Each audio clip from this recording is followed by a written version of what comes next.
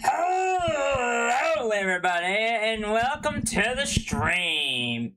Hope we're all doing good today. How we doing? How we doing? How we doing? If you are new here, my name is King of Fluff. And, well, yeah, there's a graphic on the screen, and it says, stream will begin soon. I'm gonna kind of voice over for a minute, and then we'll switch over to our main activities. So, what is today's stream? So, today's stream is gonna be a bit more of a chill one. We're gonna do some shiny hunting, and if there's time, I might do competitive Pokemon. That's why it says, like, might. But, that is where we are. Okay? That is where we are. I don't want us to I want you to kind of think of it like this. The stream is going to be mainly shiny hunting. Not a whole lot of graphics and stuff like other streamers do with like the little thing on the bottom of the screen where like the stream has like that stuff on it. But let me allow you to really introduce myself. Hi, everybody. Hope we're doing good. Hope we're doing good. We will be transitioning over to the game here in just a minute. Just a minute. Once we get that settled. But let's chit-chat a little bit, because there was something that I did recently that I would like to kind of point out. So, one of the things that I did recently is on my 3DS, which I have right next to me, which is right here. Right here. I recently played through the Ocarina of Time on the 3DS version of that game. I recently did that. And that has made me super excited for Ocarina of Time Remake. Now, what are we going to do with that? What we're going to do with the Ocarina of Time Remake is here, live, on YouTube, on stream. When that game drops this year, we will be playing it. Consider my playthrough of the 3DS version as a bit of a reminding myself how the game functions and how it works. But let us continue onward. I'm actually going to make sure that I share the stream, which you also should do. You should also do that, and you should also, very much so, go to King of Fluff 17 on Blue Sky, which is my equivalent to Twitter. I don't do a whole lot on there because I don't use it all that often. But that's how we're going with this. So let me do that real quick.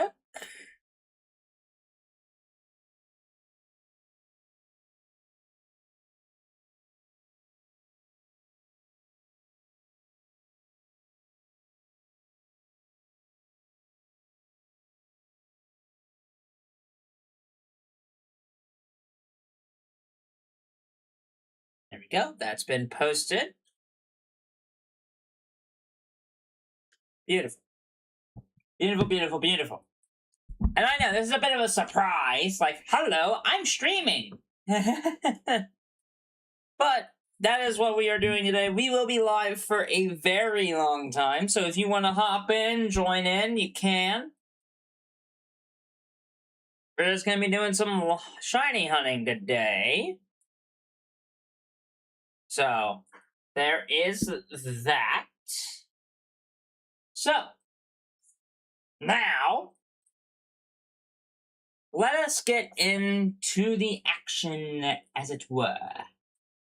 as it were. We're gonna say hello to the stream break screen.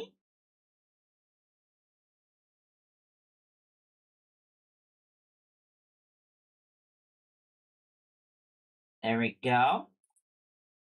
I get this part ready to work.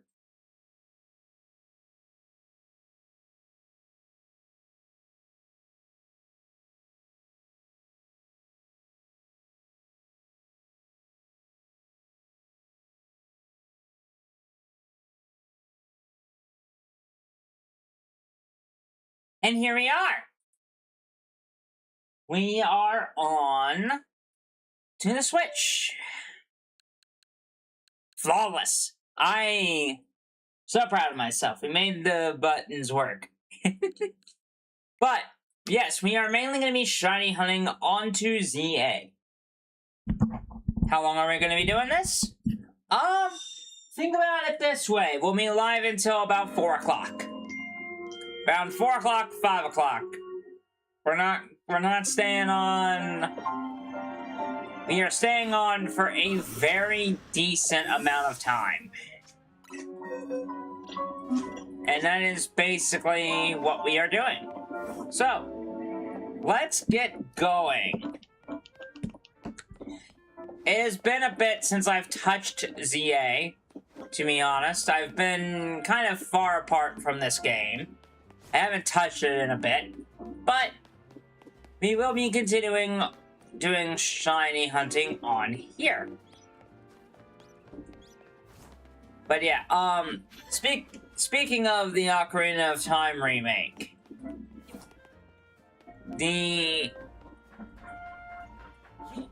if you're interested in seeing me play through it, let me know, but I'm also gonna just do it because I think it'll be quite fun to have that game be a main feature for it. So, that is something that I'm very much looking forward to.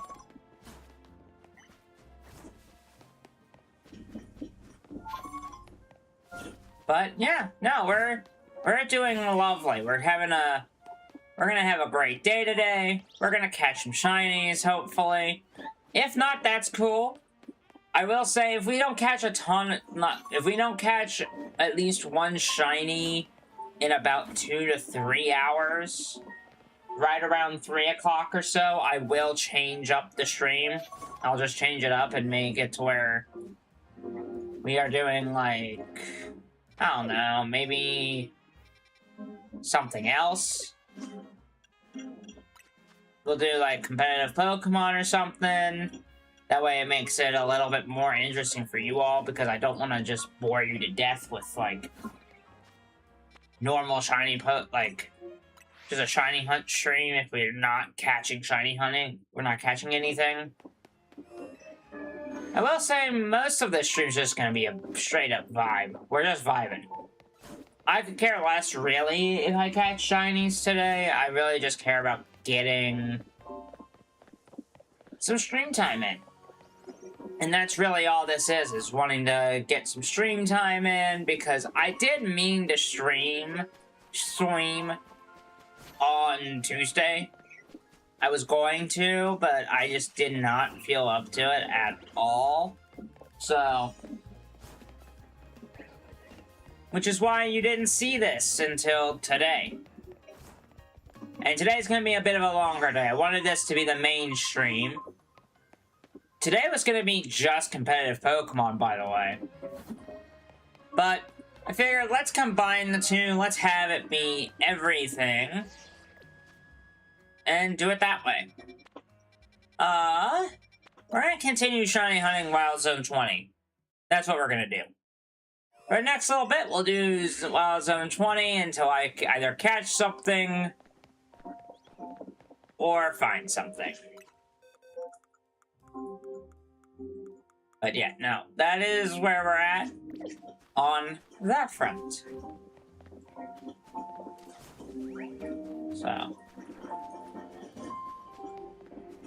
Again, if you are just now joining us, hello, my name is King of Fluff. I know it's been only 12 minutes, but doesn't hurt to introduce yourself.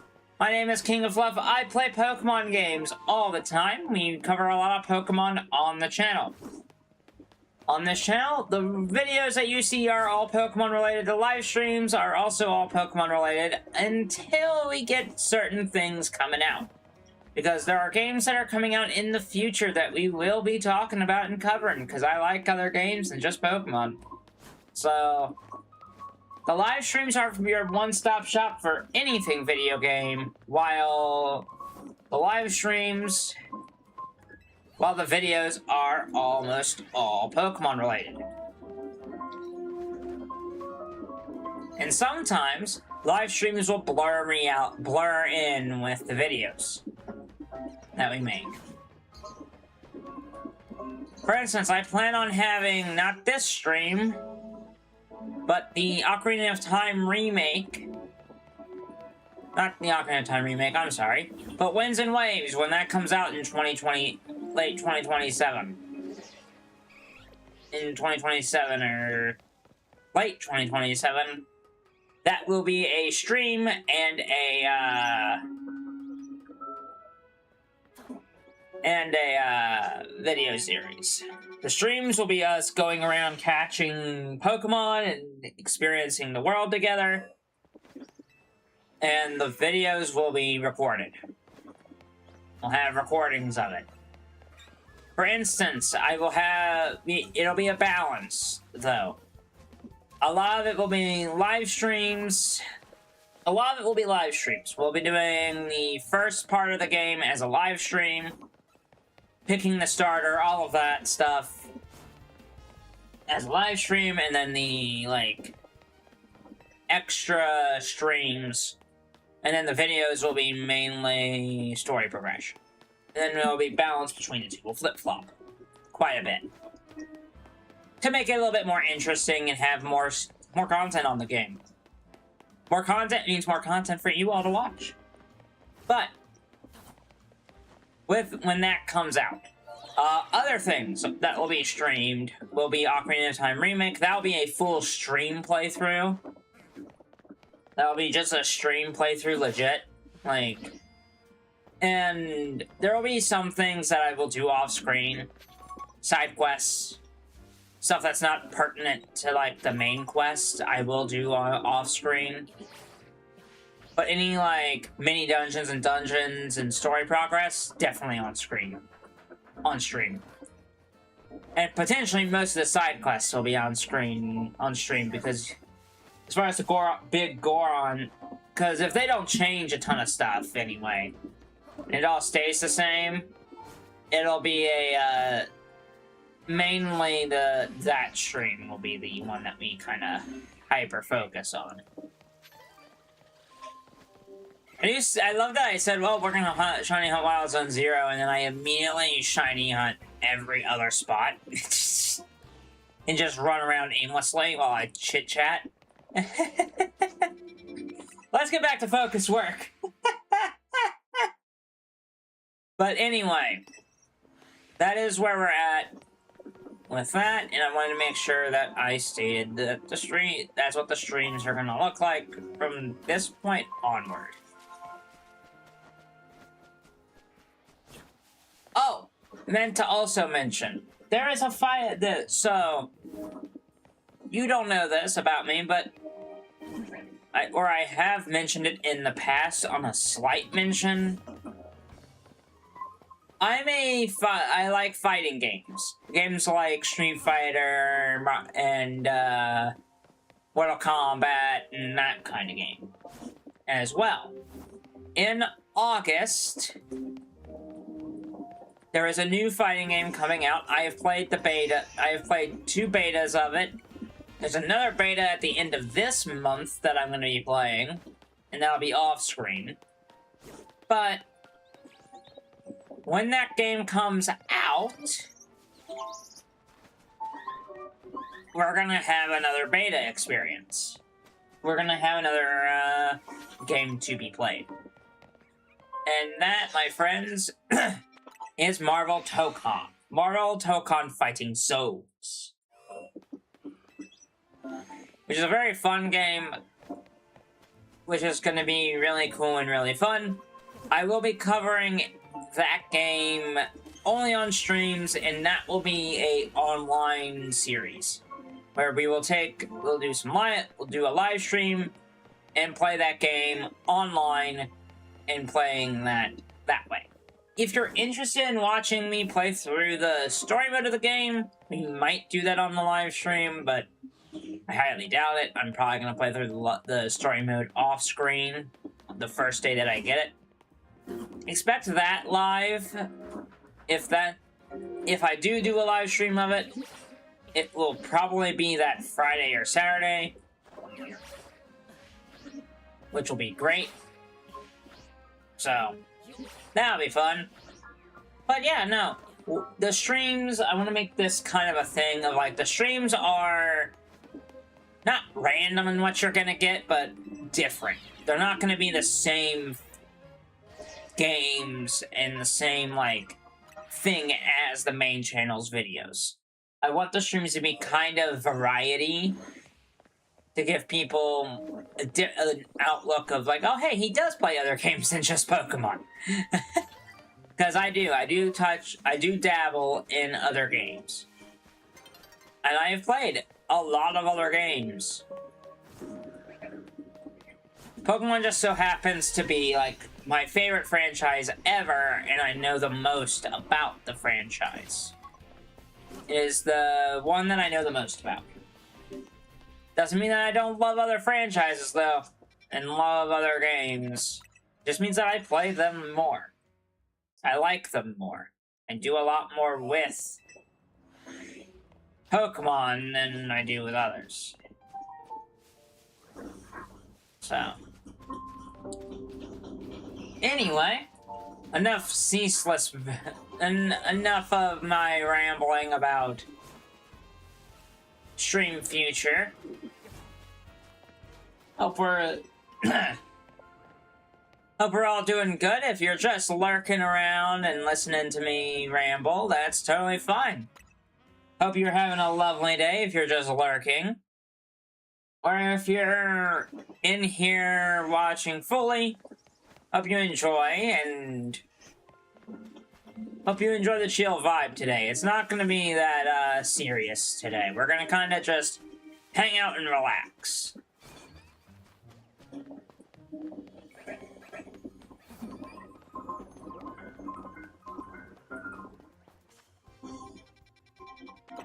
Yeah, that's where we're at.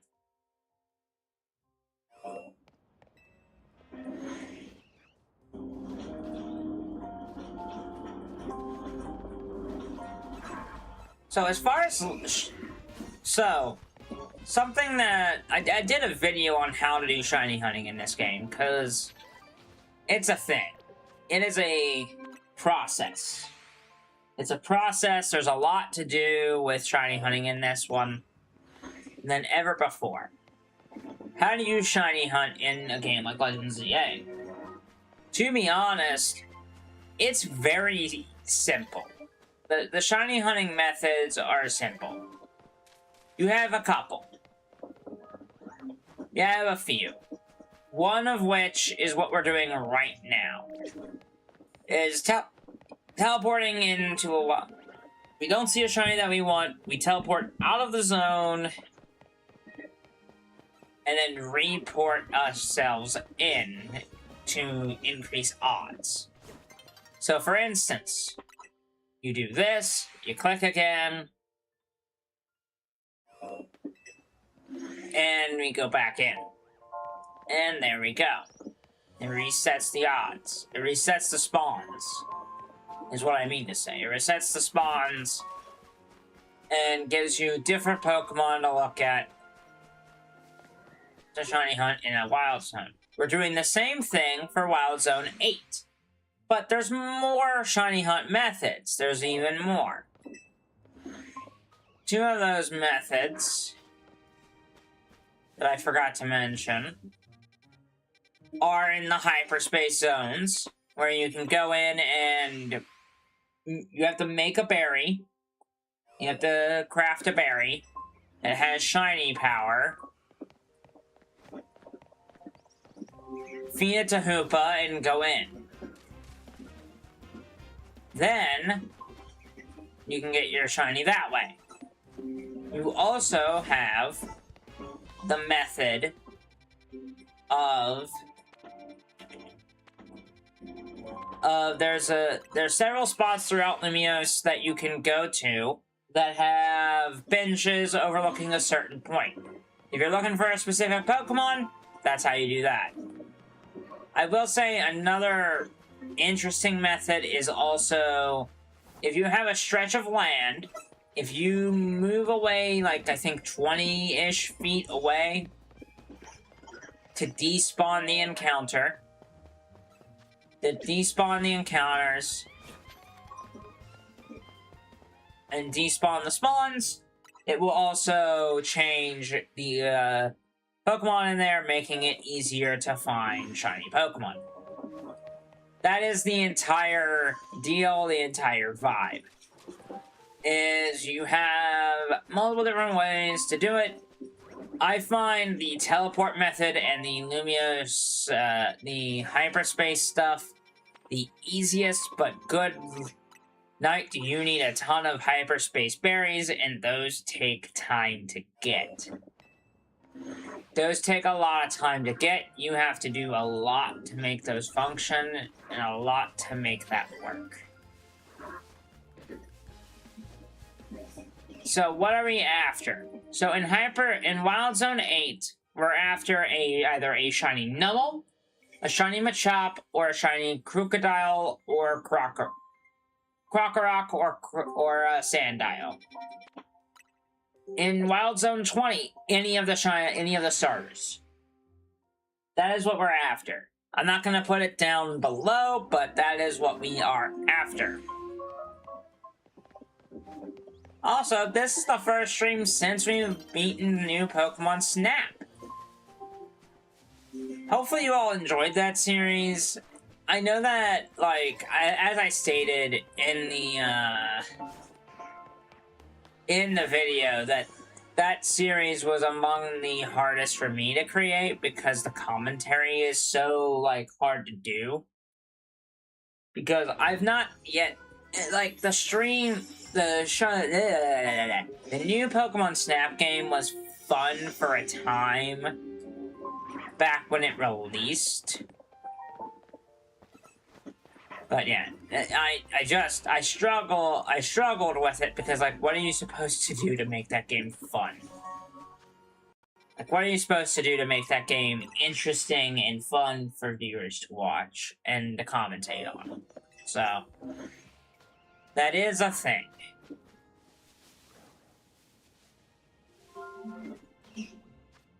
So, it is that. Yeah.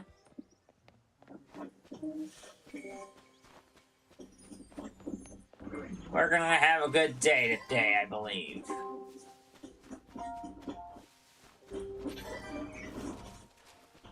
So.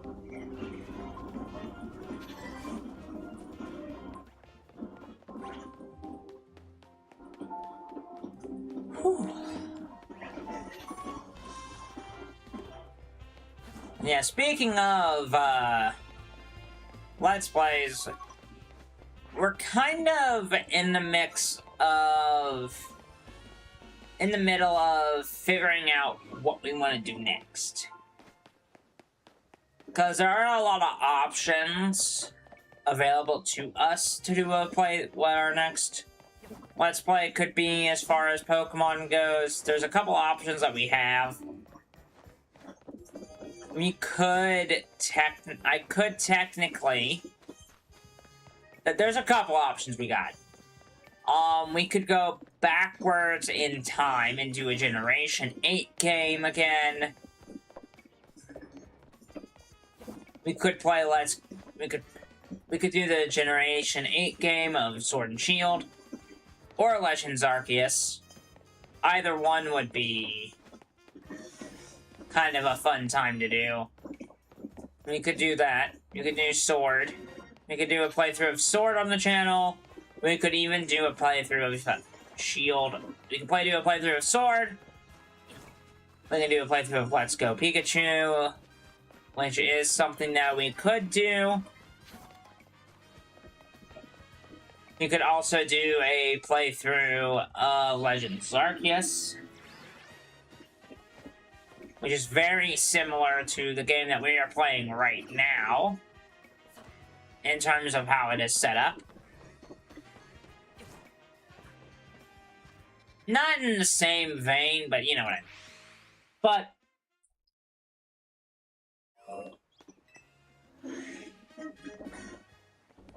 we also have Pokemon XD Gale of Darkness that we could play through. And then we have some other spin-off titles that we could do. On the Wii specifically, I could pull up my Wii, pull out the Wii and bring that back and have us do a playthrough of a very fun Wii game called Poke Park 2. I don't own Poke Park 1, which is totally fine. It's not remotely necessary to be completely real. So, like, Poke Park 1 is not necessarily, like, necessary to keep a hold of, but, you know. We could have fun with that. It would mean that I would have to figure out how to do stream playthroughs on the Wii again. Because considering how that, Twilight Princess one came out, I really don't want to have, like, the playthrough look that way. I want it to look good. Personally. So, that would be a process. We could do that. Like, that would be kind of fun and interesting, and that would be interesting in of itself. But yeah, no, the next playthrough we do is definitely gonna have something to it. Because we gotta do something. We gotta do something playthrough-wise before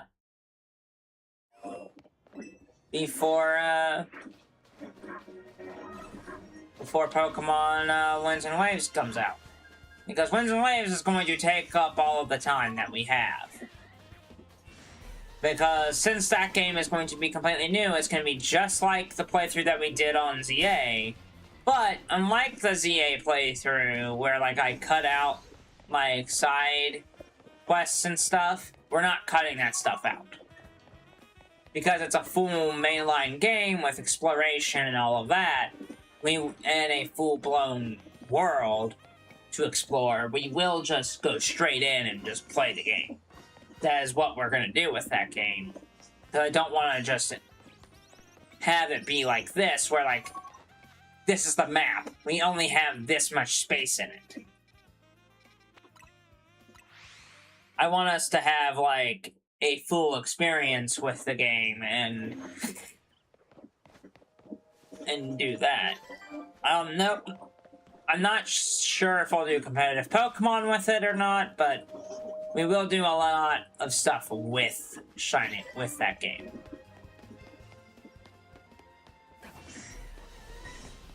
I will say, if we decide to do a mainline game, or a mainline adjacent, like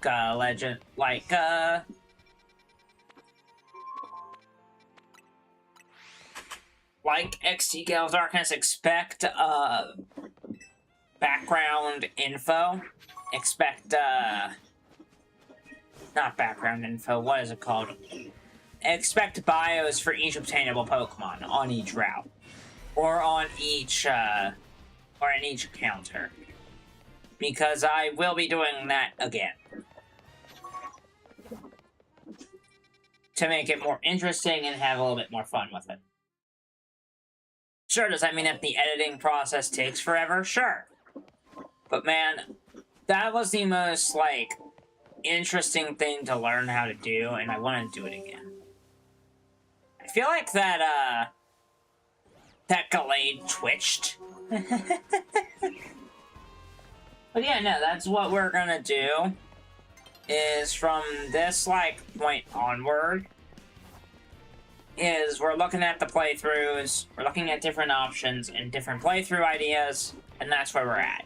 Is, to be completely real, that is how that's gonna go. Is, as far as playthrough ideas go, I have a couple. They're all like Switch-only games, which is frustrating to a certain extent because I would love to do a Let's Play of like Black and White and go back to Generation 5 and showcase what is the best generation in all of Pokemon. I would love to do that. And heck, there might be a thing where I continue the Mystery Dungeon playthrough. We took a break from that game, and I feel like we can go back now, because I'm getting better at this whole YouTube thing, and I want to go back and revamp that. And kind of play through the rest of the thing. Even though I said we wouldn't, I feel like we should.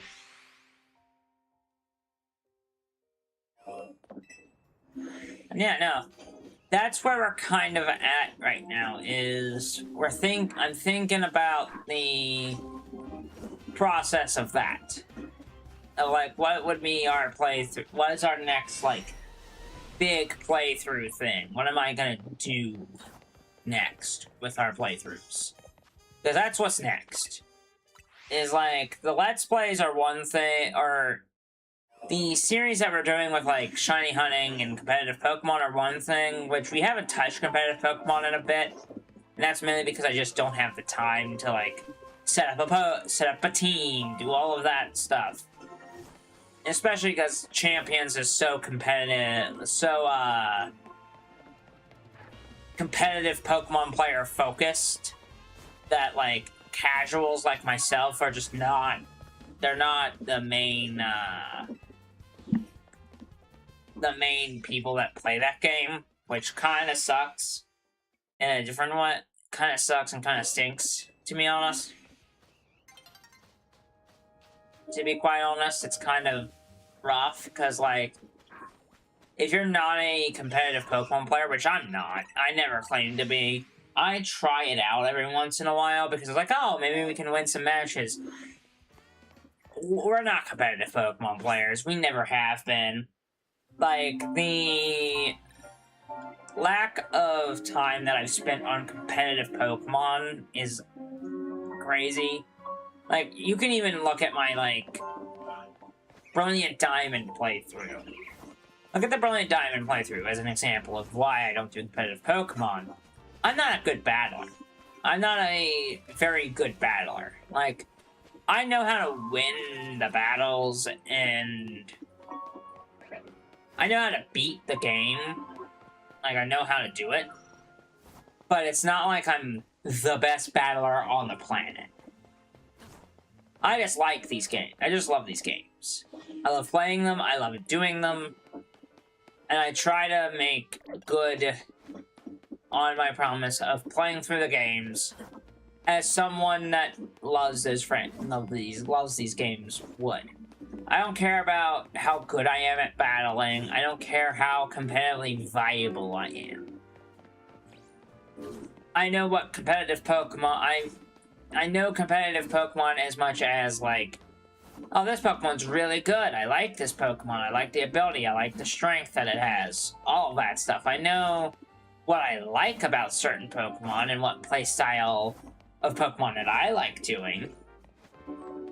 But I don't have it in me to know how to do competitive battling. Competitive Pokemon is so different than normal Pokemon, because you have to know all your EVs, IVs, max stats, you have to be perfect. You have to know everything. But I'm not Wolfglick. I'm not Wolfie VGC.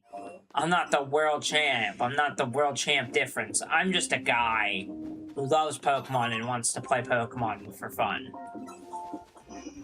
And competitive Pokemon just does not seem like a fun time. It seems stressful, it seems irritating, and it seems like you have to do everything perfect to raise your Pokemon.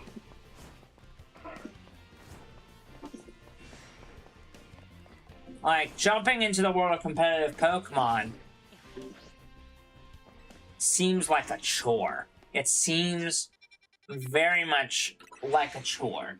It's like you're playing through... It seems like you're playing through a FromSoft game. Like you're playing through a game that has rigorous difficulty and that you're gonna struggle through, but enjoy immensely once you learn the basics of it and get good. That's just not fun for me for competitive Pokemon. And I don't know why I wonder why that is, because I love getting good at fighting games. I'm just not a big fan of getting good at I am not a fan of getting good at games like this. Like Pokemon and like FromSoft. I'm just not a fan of them. Because not only... The thing with competitive Pokemon that bothers me is it's just like, man, you gotta learn every, like, Pokemon. You gotta make sure that the team comp is good, that it synergizes well. It's just not fun. Like, at all. For instance, our Shining Pearl Nuzlocke team. Why do you think we've lost so many Pokemon? It's just I'm not that good at battling. Straight up, it's the I'm not good at battling. So, like, keeping 6 party members from dying and reminding myself that, like, you can't do what you would normally do of, like, sack a Pokemon and bring in a fresh one. You just can't do that stuff. You have to, like, be good at Pokemon and keep your Pokemon alive and keep them up and running and use what's good about them. It's a lesson in learning how to battle better.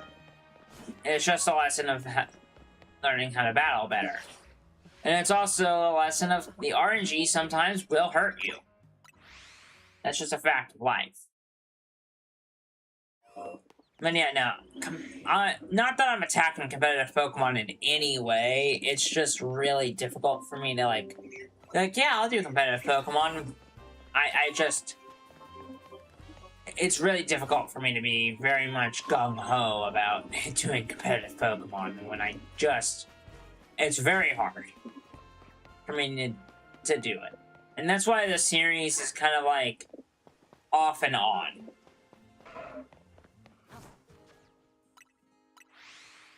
And it also doesn't help that Champions kind of feels like a big old waste. Like, it feels kind of weird. Like, Champions is kind of a weird game where, like, it has no other activities but the battling side.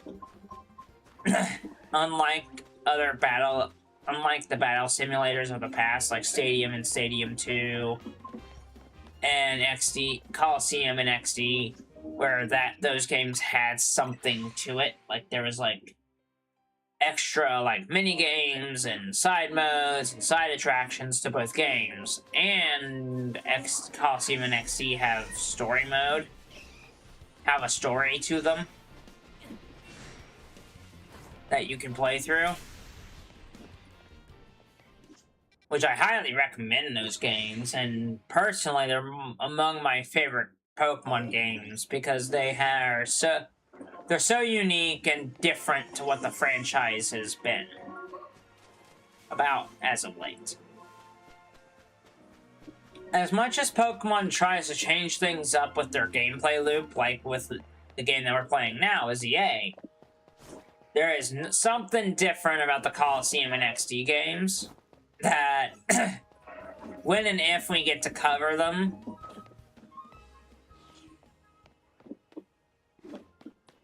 it'll be a treat to do. Because the Coliseum and XD games have a unique mechanic of getting Pokemon and doing things with it that they have not gone back to, which is crazy to me that they've never gone back to it, and yet it's a fan favorite. Those GameCube games are great. They're just great. We're still waiting on Coliseum to come to the Switch. I will say this. When Pokemon Coliseum comes to the Switch 2, on that GameCube emulator service that they have, we're going to do both games. Back to back. You know, I will just call it the Ore playthrough. The Ore series. Which is where the games are set in. It's in the Ore region. And we'll play through both games on the channel back to back. And Coliseum will be first, followed up by XD. Coliseum definitely will not have bios in it because, like, why would I? Because, like, I don't know the game. I've never played it. I have never actively played Coliseum, but I know it's great. And they're easily easily gonna be, like, great games to play through because they have great characters. But yeah, no, yeah, no, that would be the plan for that. And then you have, like, Ocarina of Time and stuff that we have planned for, like, streams and stuff. Be warned, if Ocarina of Time doesn't have voice acting fully for, like, some of the characters, be prepared for me to do some character voices, because I've already... Going through the 3DS remake has made me want to do another Zelda game. Like, another Zelda game at some point. Whether that be Ocarina of Time for the stream, or Majora's Mask for the first time ever, because I've never played through fully of Majora's Mask. Ever.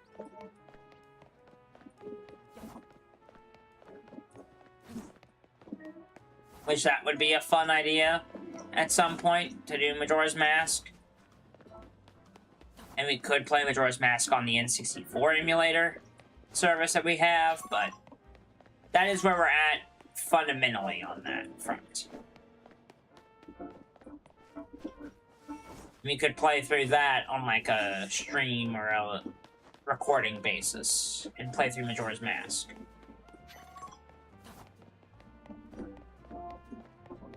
Which I know that's a sin of mine that I have not played through Majora's Mask, but, you know, it is what it is. But yeah, no, like, it does make it... Playing through the Ocarina of Time on 3DS has made me want to play through another Zelda game on the channel, because, like, Zelda is also one of my favorite series from Nintendo.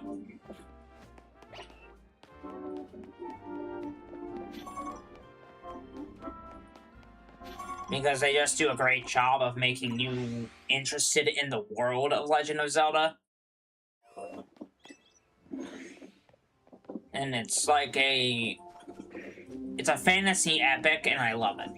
Like, it's one of my favorite things about Zelda, is that it's a fantasy epic. And has a great, has great stories.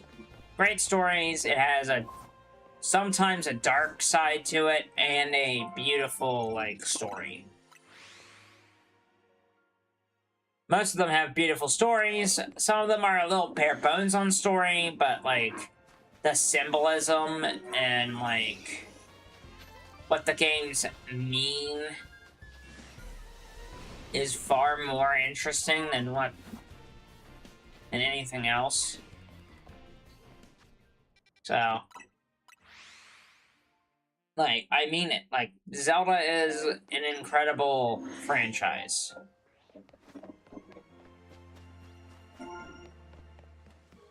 But yeah. That is something that is on my radar, is that, like, maybe sometime in the future we'll do some Zelda stuff, too. Be kind of fun. But yeah, no, the new games that we'll play through on the channel here are gonna be Ocarina of Time and Winds and Waves, so... Anyway, I've talked a lot about what we're covering. What we'll cover in the future. I've not even talked about, like, how the Shiny Hunt is going, and this has been going abysmally. We have gotten nothing. I have gotten, like, 0 luck. So that's fun.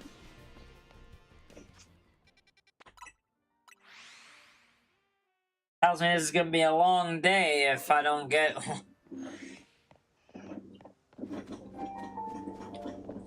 Imagine I go to a different zone here in a minute instead of 20 or 8. And I get one immediately. That'd be fun, wouldn't it? That'd be really funny. It also hurt my feelings a little bit. Or I catch a wild Pidgey. Catch a shiny Pidgey. That would be really annoying, because birds. So many shiny birds. But that is that, for sure.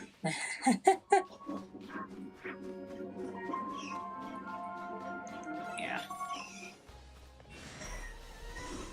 We haven't gotten a Naive Mint before. That's kind of funny that that's the first time that we got that.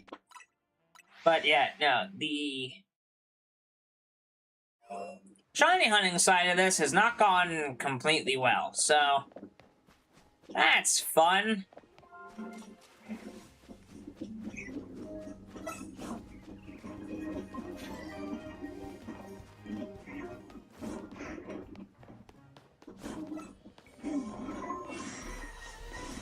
But to be honest, this is not about that. This stream was not going to be, like, fully about the shiny hunting, because, like, going for shiny hunts is interesting enough as it is, but, like, it's really not that big a deal.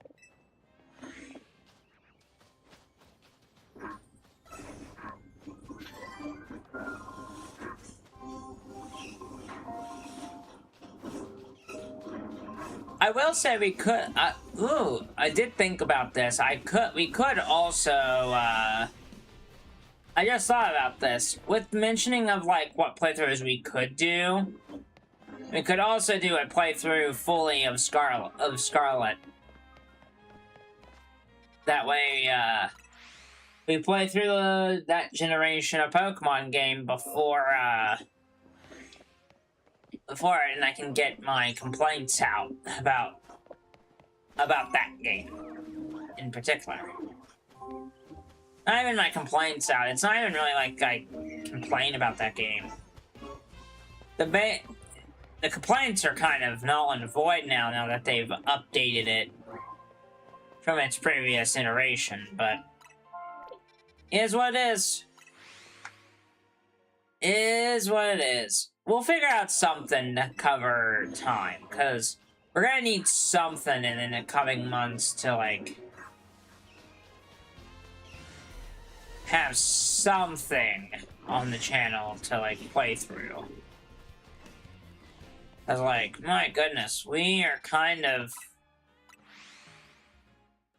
out of ideas, to be honest. Like, the amount that I think about, like, oh, what should I play through next is immeasurable. Like, I have been thinking about it for maybe, like, for this entire week. Ever since I beat, New Pokemon Snap, which was beaten last week. Like, I recorded those, that video about New Pokemon Snap, like, last week or so, about a week or so ago.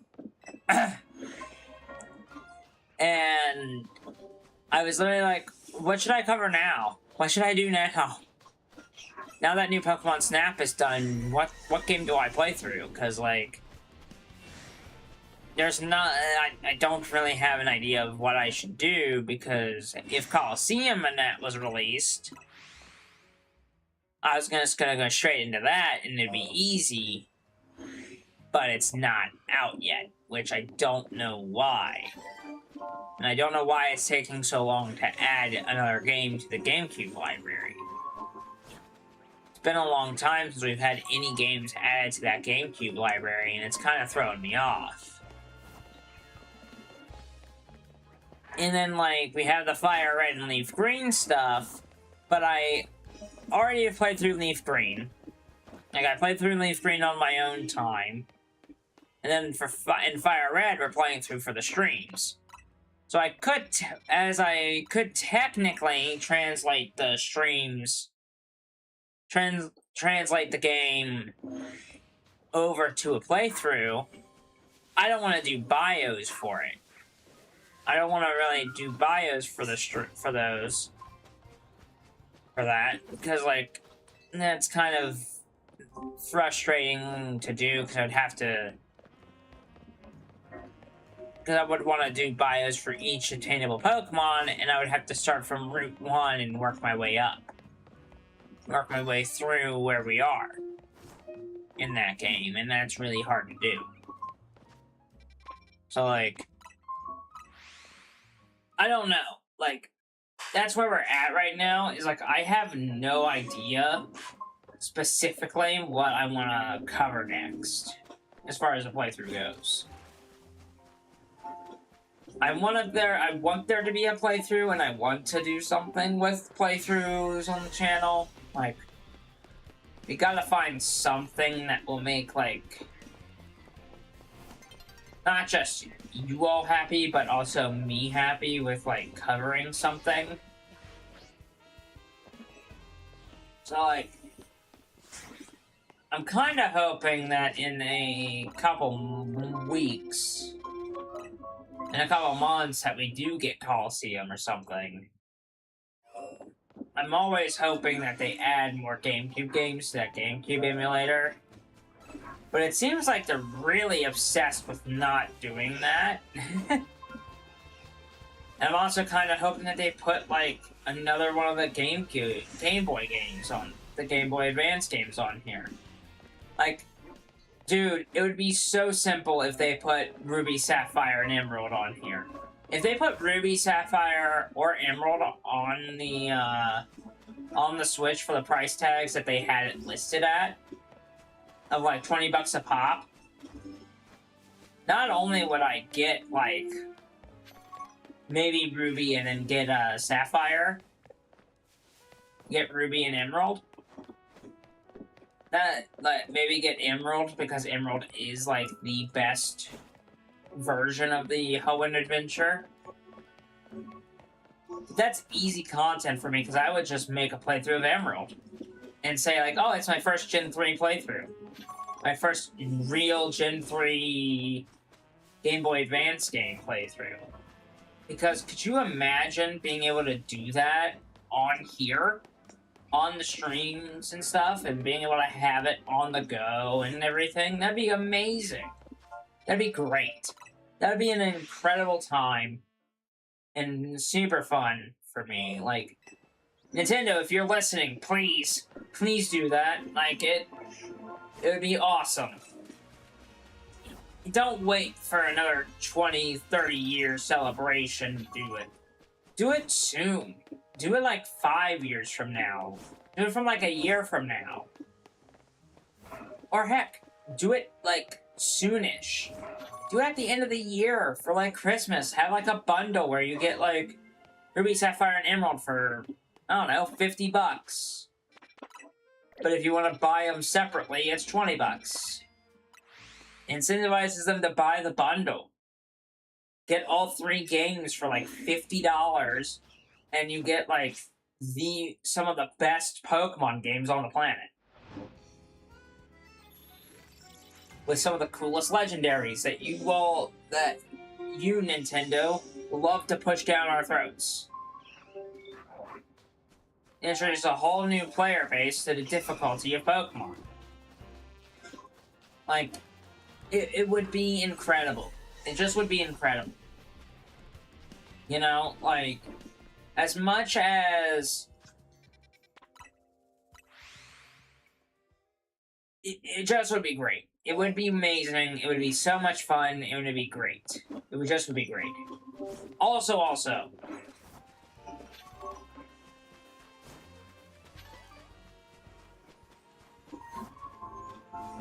But yeah, it would just be wonderful. It would be great. It would be such a benefit to this console. It would be a benefit to the console. It would be a benefit to the game. It'd be great.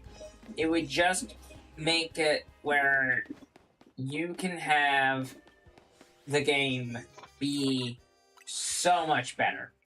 You would be doing so much with it and have a lot of fun with it too. So, I see it as a win-win, man. I see it as a win-win. I see it as a great way to do things for your community. I just see it. And I know that that's a little different and hard to say because, like, man, every time Pokemon does something, it's in the news and it's always negative. Just once would I love for most of Pokemon's stuff to be, like, positives instead of negatives. You know? Just this once. Just this once, I want, like, positive news from Pokemon, man. I just want Pokemon to be positive and happy. And, like, have some stuff that's really cool that they're bringing back. And have old fans and new fans alike get to experience old games again. And not have to spend $200, $300 on these old games from resellers. Because that's what you're paying. That's what you have to pay to get, like, any of these old games. I recently went on to, like, Amazon to check out, like, to see how much it would be to, A, get a Wii U, to buy a Wii U, and then buy Legend of Zelda Twilight Princess HD, or Wind Waker HD. Just to see, right? Guys, it's crazy. It's crazy. It's crazy. We're gonna stop for a second, because we need to talk about that. Because it's insane. It's insanity. You're looking at $200 for the Wii U, for a console that no one liked, and no one bought. Like, I don't know anyone that bought a Wii U, except for, like, streamers and other YouTube content creators. And then you have, that was $200. That's $200 for that, right? Which, that's not the worst thing on the planet. It's not great. Personally, I would spend maybe $100, maybe $120 on a Wii U. Because I feel like that's where it's worth, where its value is, at least to me. But the thing that really sets you off, that really makes it really bad, is, oh my, the Wind Waker HD and Twilight Princess HD are both $250 by themselves. Both. So if you're wanting to have a Wii U in this year of 2026, and you want to play some very good games that have been remade and look really good, you're spending $400, up to $400, up past $400 for that to work. And that's not including shipping. And that's not including, like, any of that. And you don't know what quality those games are being shipped at. You don't know what quality the Wii U is being shipped at. Will the Wii U work? You're better off just backing up and punting. Dude, like, it's insane. And the reason why it's insane is because Nintendo refuses to re-release or port their games over. They refuse. They refuse to do so. They refuse to make that happen. Or if it's a game that, like Twilight Princess, it already has a remake, why bother? Or it already has like 3 different versions of it. Because you have the GameCube version, the Wii version, and then the Switch, then you have the Wii U version. And then with Wind Waker, all it has is the GameCube and the Wii U version. Now, do both games hold up in this year? Do all versions of the game hold up? Sure. But if you want to play it for a channel, you're going to want to get the Wii U and have that updated visual. The updated visuals, so the game doesn't look bad.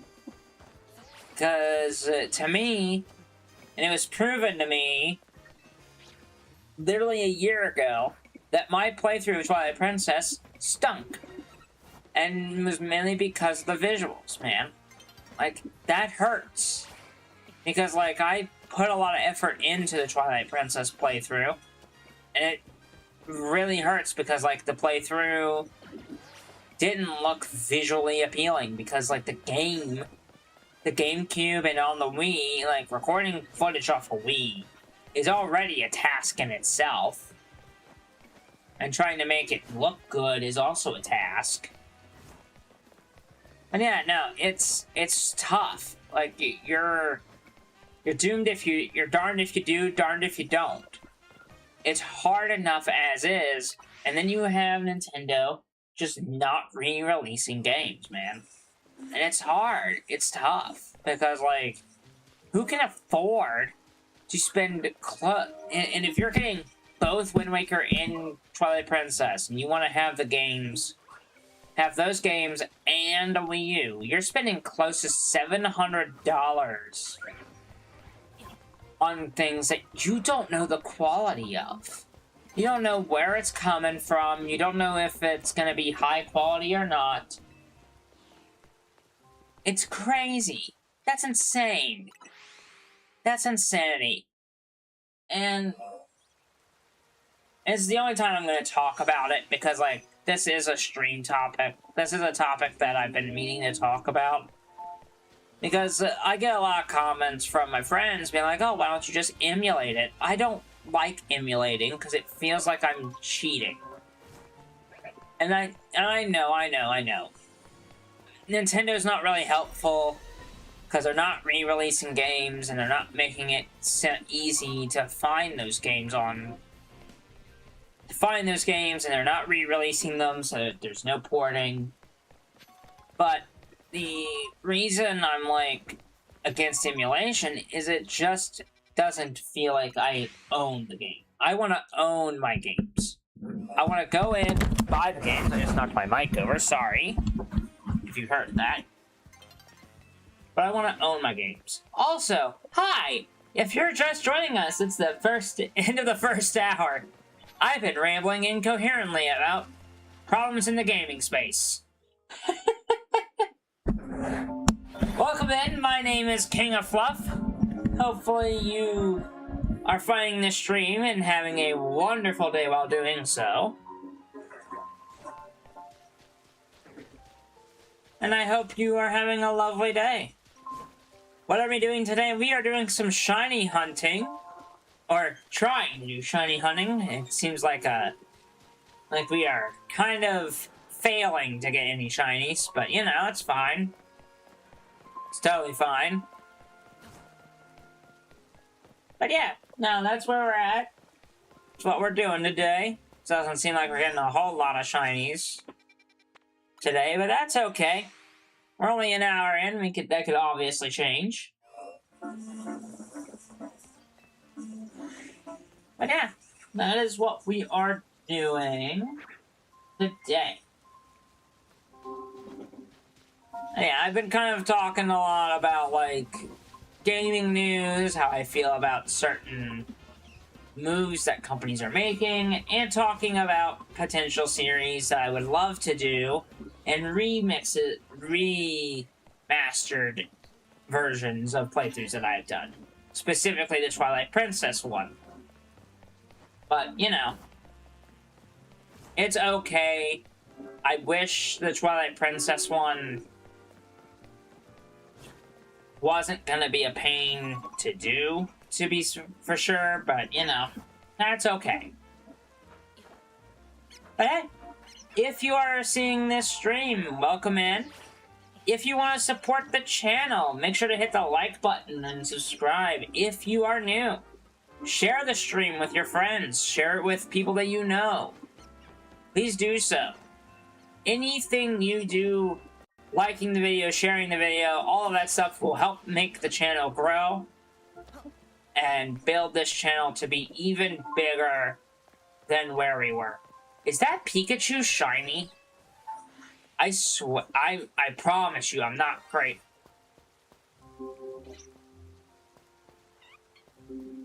That's a shiny Pancham. I know that. Yep.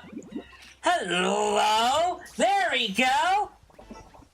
Yay! Hey! One for the boys! We got one! We got one! Ooh, it has a good nature, too. Not great stats, but, you know, that's okay. It does mean that we have the full evolution of that Pokemon Shiny. That's gonna go into Shiny Box 5. No, I did see... I'm not crazy.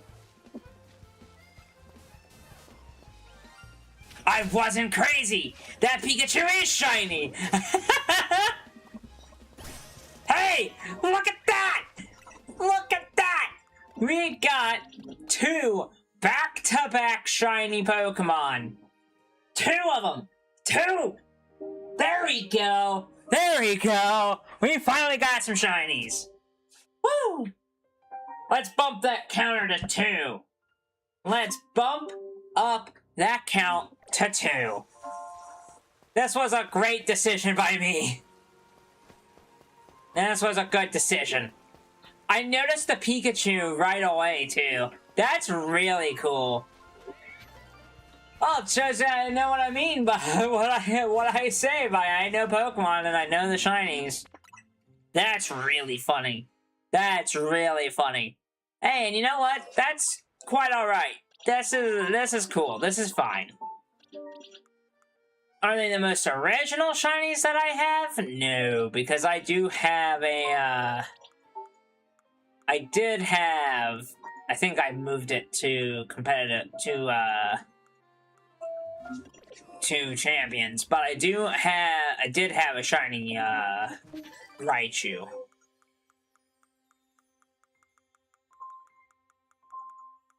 Yeah, I do have a shiny Raichu somewhere, so... That's cool. That's so good. I love that. Like, there's nothing better than that.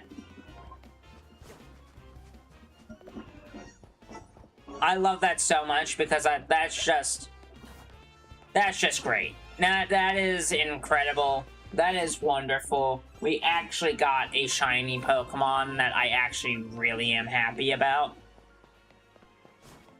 Like, we got 2 shinies. That's really good.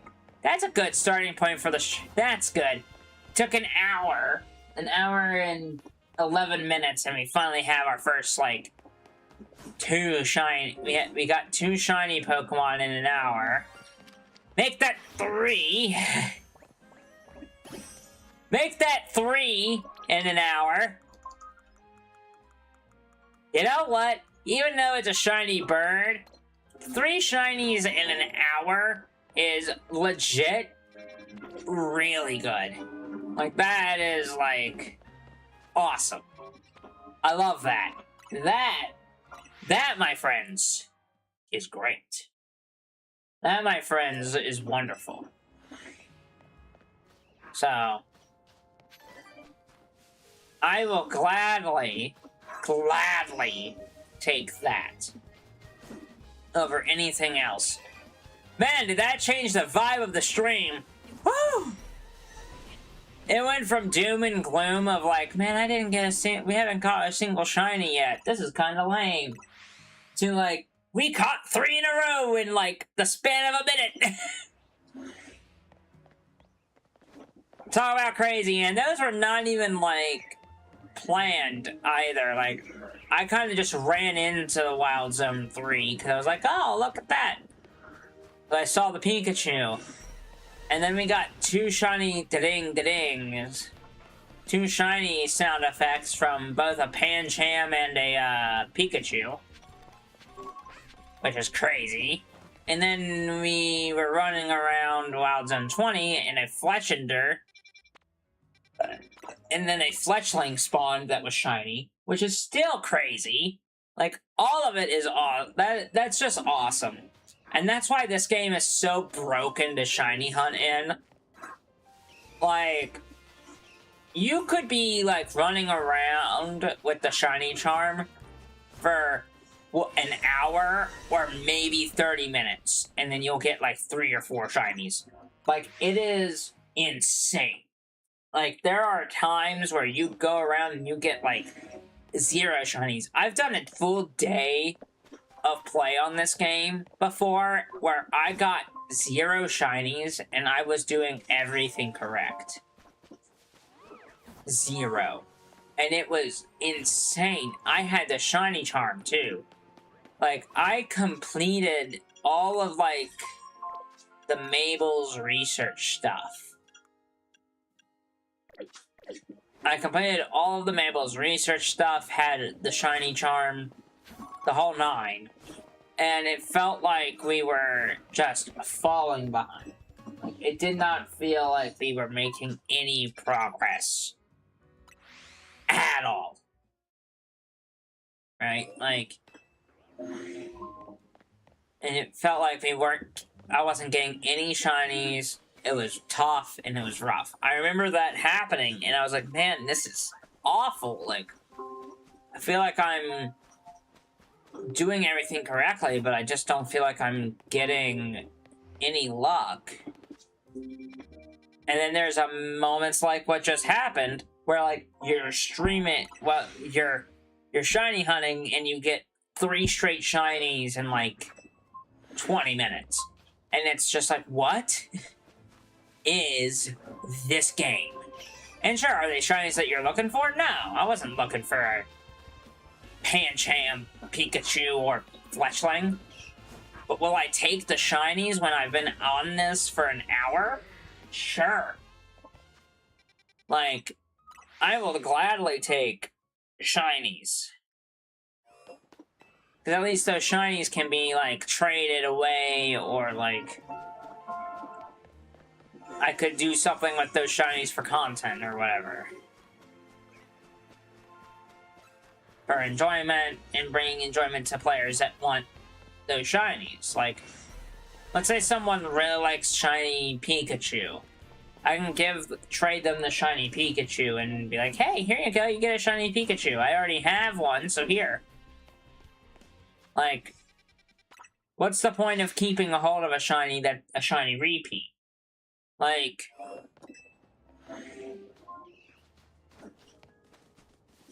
and especially when you're after, like, original shinies like I am. I want, like, shiny Pokemon that I don't have yet. That I don't have a shiny of. Which would be great. So, like,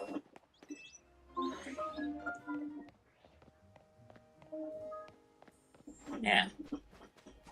Again, it's one of those things of, like, shiny hunting in Pokemon has always been super important. Has always been a part of the game, and, like, getting that shiny was just that. Getting 3 straight shinies was, like, the boost of momentum to this stream. It really, really was. Because, like, it was taking forever just to get a shiny. It was going to take forever. Because, like, we're already in almost an hour and a half in. And we were struggling mightily to get a shiny. Which is not good. Like, that's pretty doggone rough. And doggone terrible. Because, like, shiny hunting is as good as you can make it, right? Like, it's just not fun to be, like, strapped behind that. So, yeah. And it's yucky when you're struggling. It's just yucky. Like, you don't want to have the bad luck happen. No one wants that bad luck. But that was super, super cool. That was super dope. Like, being able to get those shinies is amazing. So,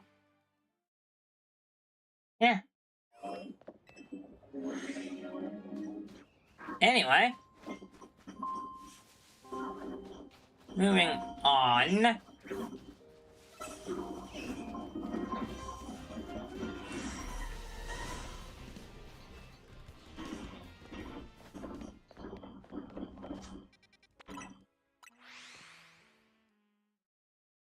We're gonna keep doing what we've been doing and doing the shiny hunt pathways that we were going.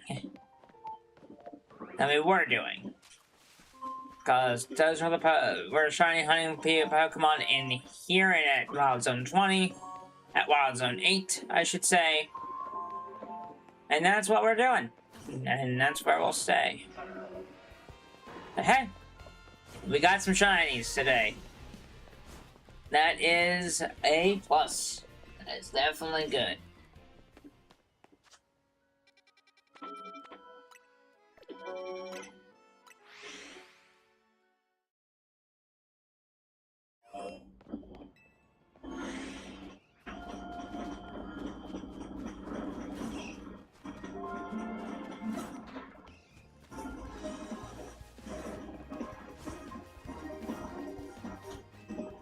I will say, right around 2 to 2:30, we will probably take a quick break to get a snack, get a drink, all that fun stuff, and use the bathroom.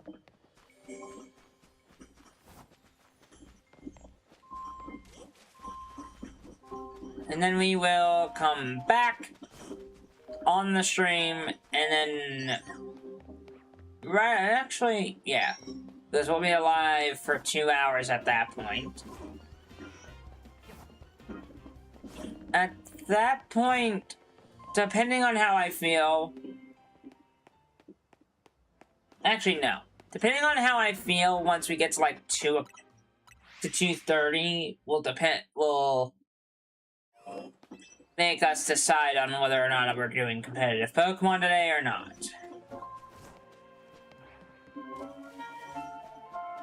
So.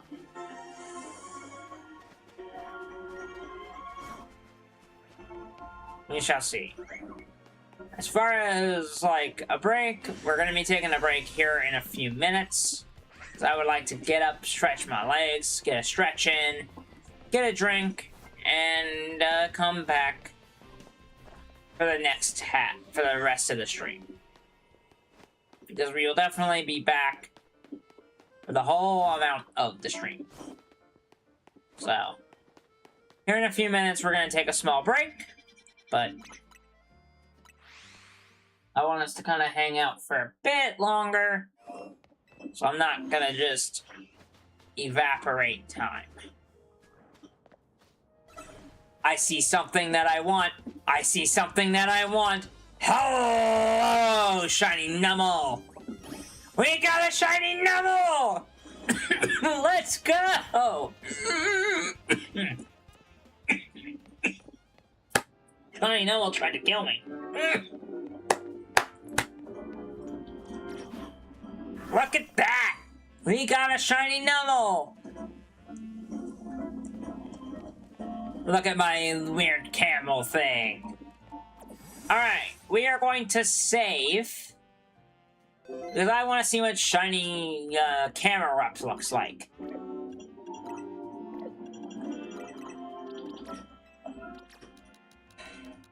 This should work. This should get us up there. Good enough.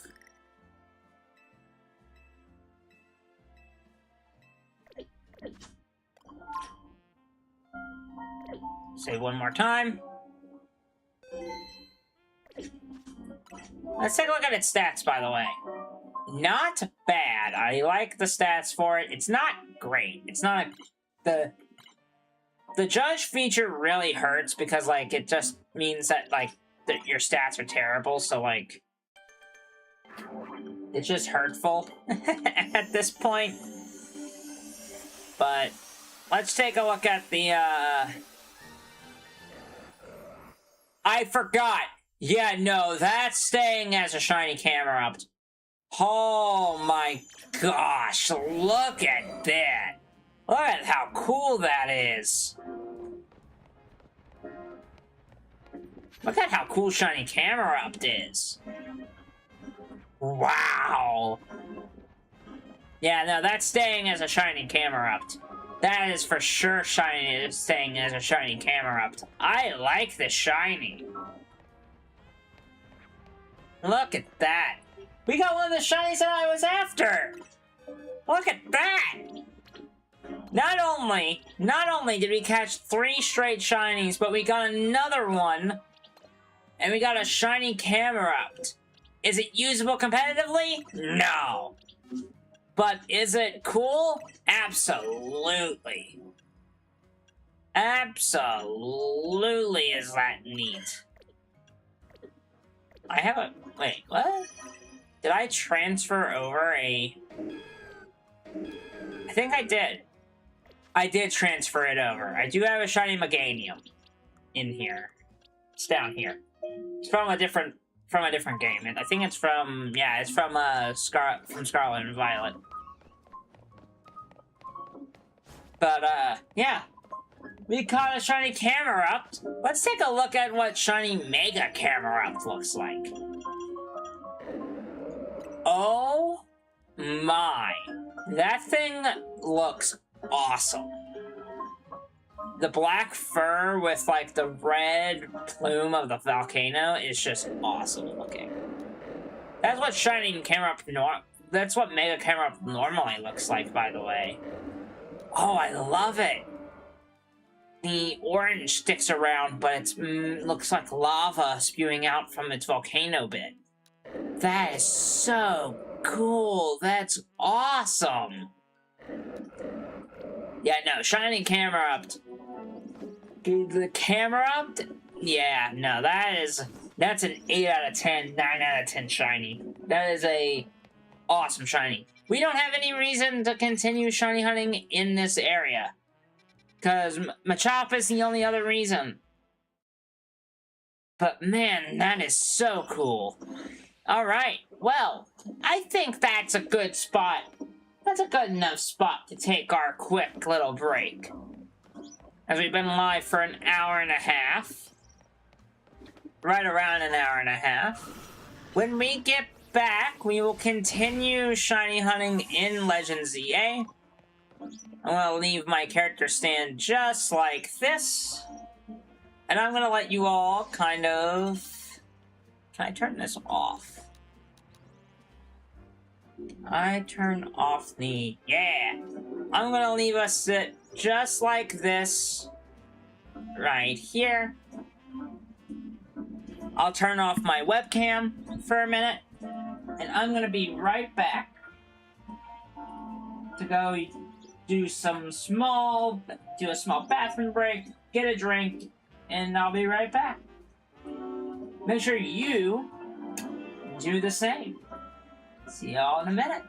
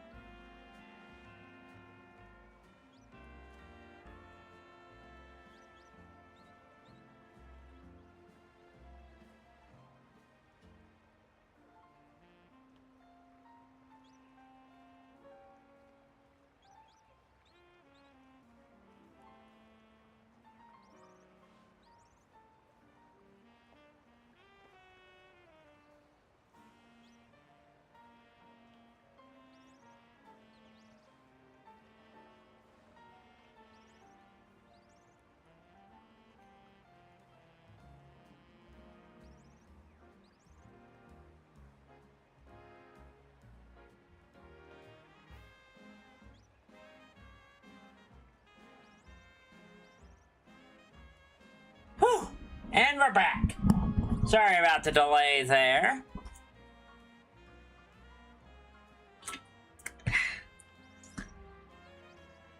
We took a bit longer than what I wanted to for that break. Sorry about that. We are now back. What we will do is until 3 o'clock, until about 3 o'clock, which will be in about an hour and 20, right around the, well, no, at hour, at 3 o'clock, which will be technically an hour and a half in, 2.5 hours in, we will switch it up a little bit more. And actually, before I get started on doing more shiny hunting, I want to do something a little quick. Just a quick thing to make sure I'm not crazy. Where is it? Where is it? There it is. That's what I was thinking, is it needs an update. So, while that is updating, we're gonna go back to our main event. I don't think, yes, it can update while it's in the background. Beautiful. Gorgeous. If you are just now joining us on this stream, hello, my name is King of Fluff. Welcome to the channel and welcome to the stream. What do we do here? We play Pokemon. And we cover almost all things Pokemon related. And we also play a bit more other Nintendo titles here as well. For instance, in the near future with Ocarina of Time Remake, we'll be doing some streams on that. On that game. And we'll also be doing some streams of other popular games that are coming out. One's not a Nintendo title, but you know, it's fine. They can always branch out a little bit. But, you know, but that is who I am. We make content here on YouTube. We stream here on YouTube, and we put up videos on YouTube. We're gonna get a bit more consistent with our videos soon. I would love to get back to my Monday, Wednesday, Friday schedule, but unfortunately, that's just not gonna happen at the current moment, so that is the unfortunate side of all of this. But,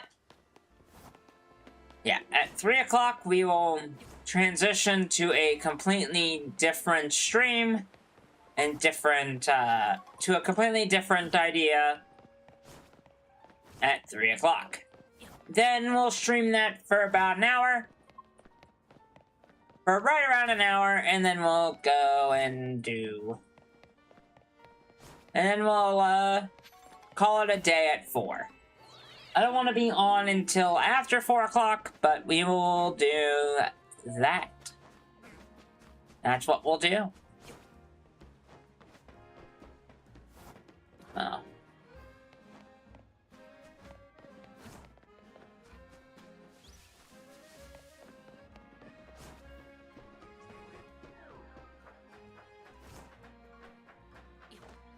That is what we will do.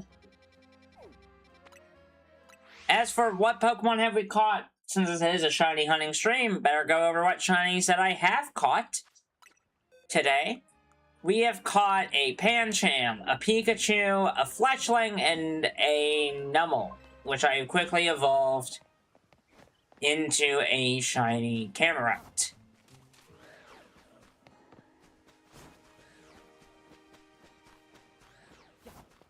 So, that is that, my friends. So, that is where we're at. Let's find a new spot to run around in. I know, let's go to 19. We'll do 20 and 19. But yeah. Welcome to the stream if you are new. Or if you are a coming back kind of person and have been around the channel for a bit, make sure to like and subscribe. Make sure to like the video and like the stream and share the stream with your friends. Whatever you do helps the channel grow and become even more consistent. That's not gonna work when I have to kill it.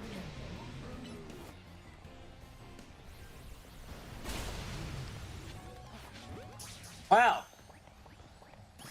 got a big pile of garbage.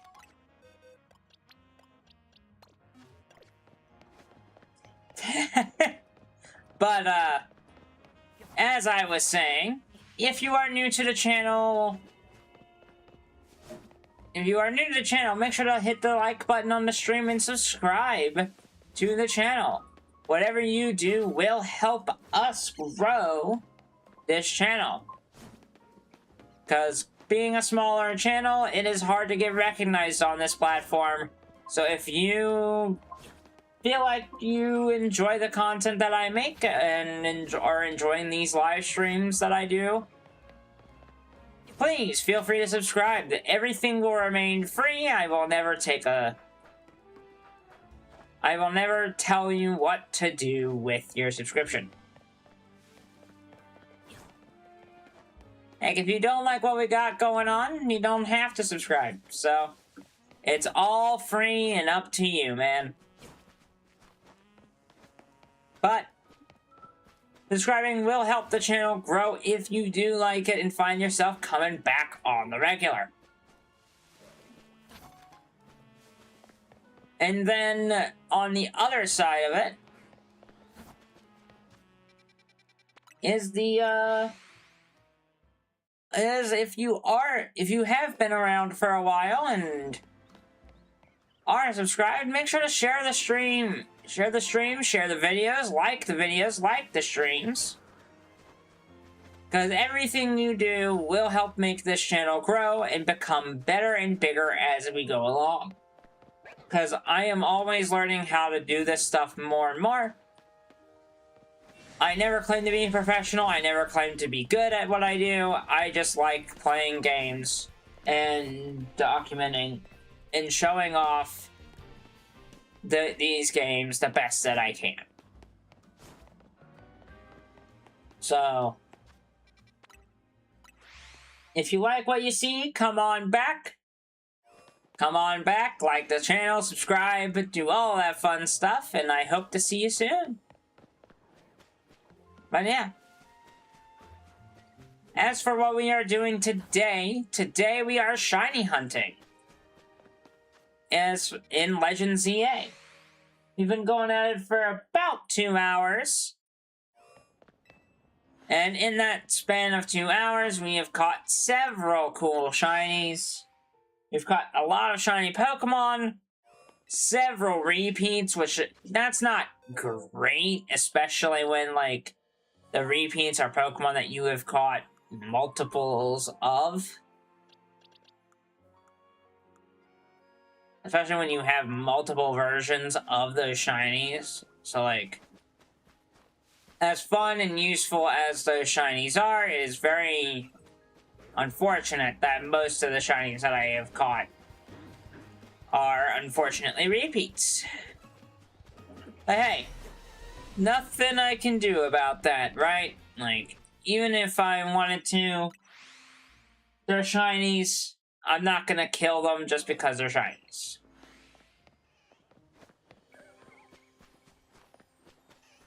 It does mean that, like, if I see another repeat, I won't be explicitly going for them because they're just not what I'm looking for. If I see a repeat again today, then I will probably... If I see a repeat of the Pokemon that we have already caught today, I will probably skip them. But that's where we're at.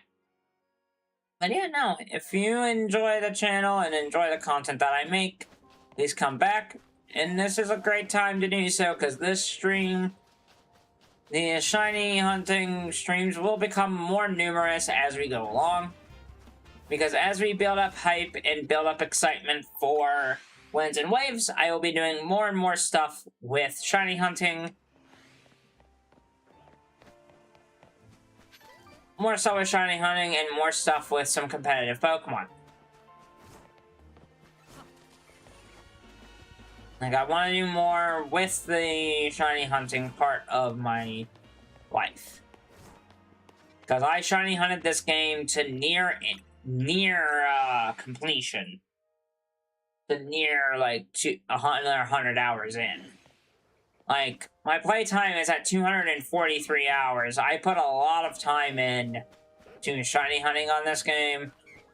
And I know, 200 hours is not a lot, but when you think about how much there is to do and see in Pokemon ZA, and Legends ZA, that's a lot. There's not a whole lot to this game. There's not a whole lot of content outside of, like, shiny hunting and side quests. Like, there's just not a lot to this one. So, me having a shiny hunting... Doing shiny hunting has been a lot of what that playtime is. And the bone is kind of dry on the shiny hunting side of things. So, this is a game that I can easily stream and do shiny hunting on. But yeah, no. I'm looking forward to the future when we get to play,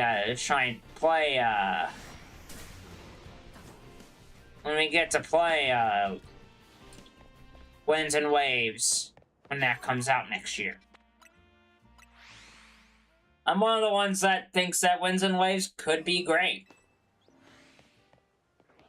And I'm keeping my expectations relatively low for the game, but I still think that based on what we have seen thus far and the music that we've heard, I just think that this could be the time that Pokemon actually puts in a fairly decent effort to make a game bigger than ever before. Bigger and better than ever before. I just think it that way. I see it that way. I don't see a path for them to really make it bad. Like, make it even worse than what Scarlet and Violet were at launch. Scarlet and Violet were rough games at launch.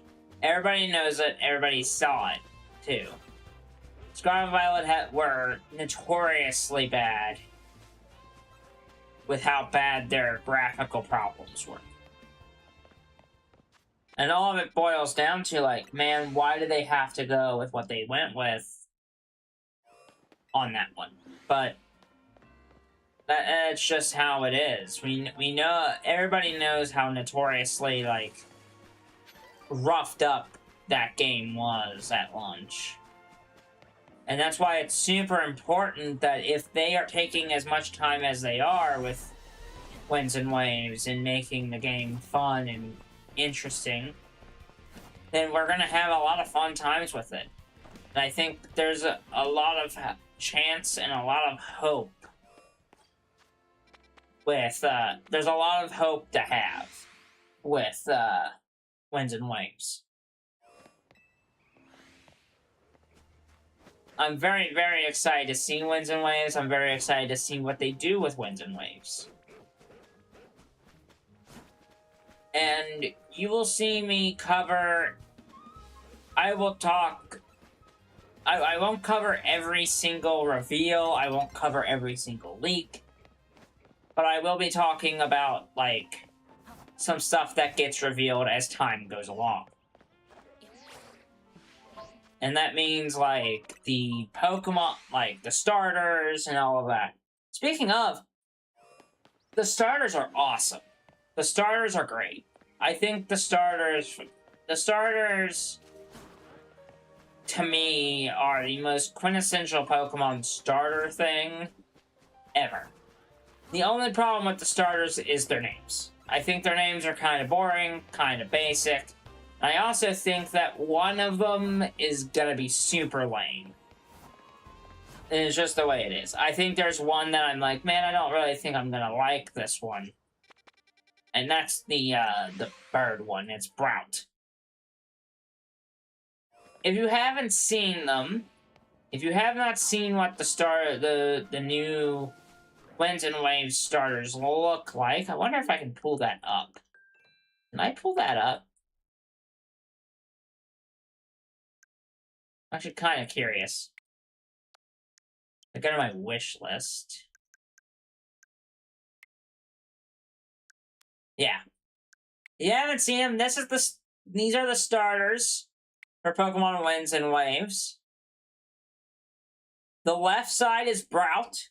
The middle is Pombon. And the other one is Gekwa. Brout, Pombon, and Gekwa are coming in 2027. I find all three to be interesting for their different reasons. I clearly think that Pombon is probably the best of the three. I'm of the belief that Pombon is like the most potential to have some fun with. Is Pombon the middle, the fire type of the three, but we shall see. Gekwa in general is fantastic. I think Gekwa is an interesting idea for Pokemon. It's a little basic, but it has those, like, big eyes. Those big eyes, very cute looking. And it's a gecko. Who doesn't love geckos? And then you have Brout. And Brout is the most, like, the most frustrating one of the bunch. I don't find Brout to be that interesting. Like, at all. I find Brout to be kind of one of those ones where, like, you see it, and then you're like, man, that's kind of boring. And not really super original, because, believe me, the meme exists for a reason of, like, hey, why is this thing just a...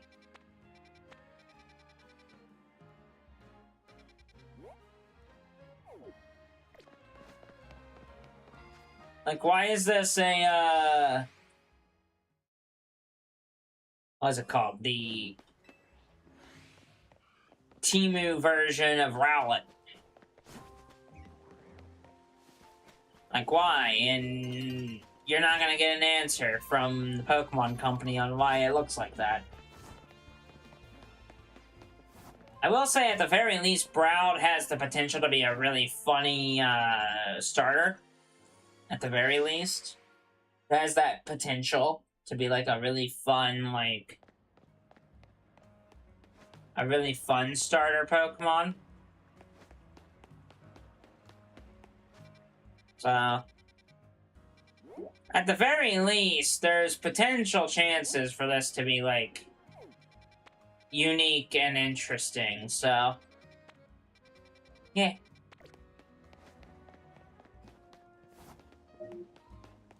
As far as, like, the starters go.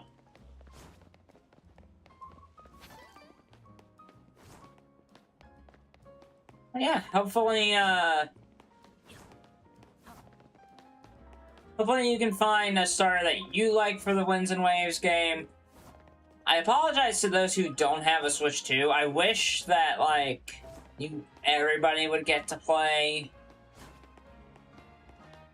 Winds and Waves when it comes out, but alas, with the new generation of Switch coming up, with the new generation of Switch, especially the Switch 2, you had to figure that, like, they were going to have it be exclusive to that console. Which blows, it stings, but, like, I had a feeling that was coming. Because, like, what else were they going to do? Because, like, as much as, like, I want them to continue making Switch games, if they keep doing like multi-Switch releases where like, oh hey, we have a Switch 1, the Switch 1, and then we have the Switch 2, and they keep releasing like games for both consoles, it's gonna make it where like what the games are gonna suffer. And Winds and Waves has a ton of potential. It has a ton of potential. And maybe when Winds and Waves gets a little bit closer to being released and we get like release date information and more info about it and more gameplay footage to look at, maybe I can go in a little bit more about why I feel like the game has a ton of potential to be amazing. Maybe I can go into that soon. But until then, I really think that the game has a ton of potential based on what they have shown to be among the best looking Pokemon games that they've released. I like Scarlet and Violet because the story was really, really good. I actually think the story is probably the best it ever was in those games. This game had a decent story, but you had to rely heavily, and I mean heavily, on the info provided from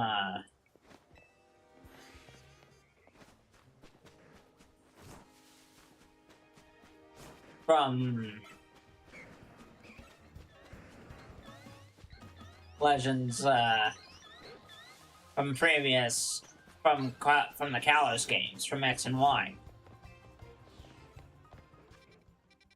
But the story, this game's story makes X and Y's story so much better. Like, it makes it, like, 10 times better than the, than what we got with,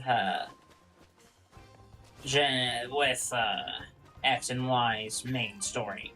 Because, man, X and Y tried to be like Gen 5 and it did not work. It just didn't. So, like, X and Y, like, it's so interesting because, like, if you look at X and Y at all, you'll notice something that's a little funny to me. You know what's really funny about X and Y is if you look at X and Y, right?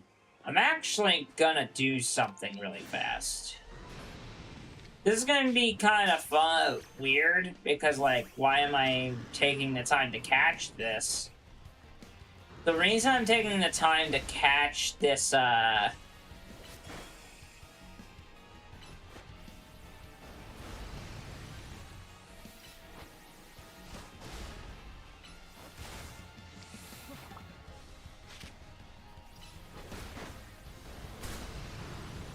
The reason I'm taking the extra time to catch this alpha is because I want to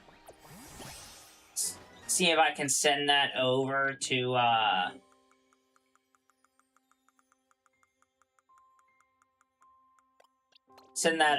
Champions. And see if I can get a, have a Mega Kangaskhan in that. That's the reason I spent the time doing that. Is see if we can do a quick build on that, so. I'm gonna mainly level this thing up, but.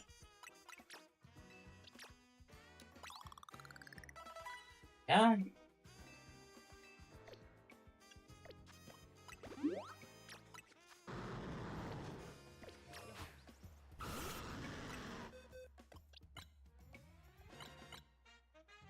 Don't like the nature on it, but that's okay.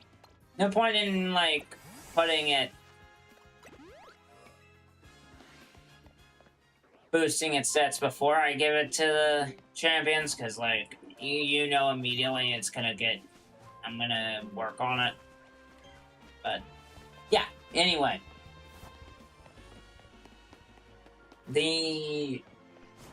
That is the main thing that I wanted to kind of point out with it, is, like, we're at this stage of, like, is like Winds and Waves to me is the most like potential heavy Pokemon game of all time.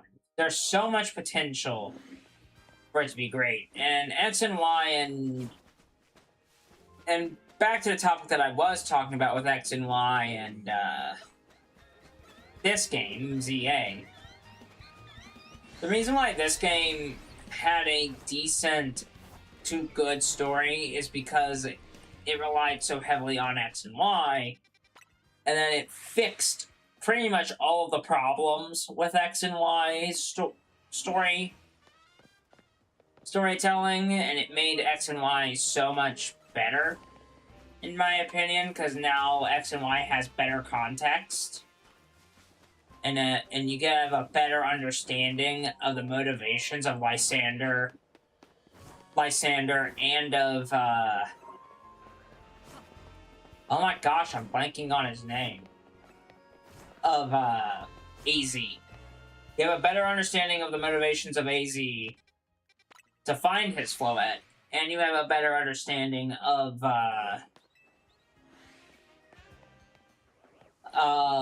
Lysander and why his motivations were formed out of the purest of intentions, but his mind, out of the intentions that he was craving for, he was blinded by his ambitions and his intentions, causing him not to see that his actions were inherently evil. So, him seeking forgiveness and working with the protagonist in this game, and helping the protagonist in this game,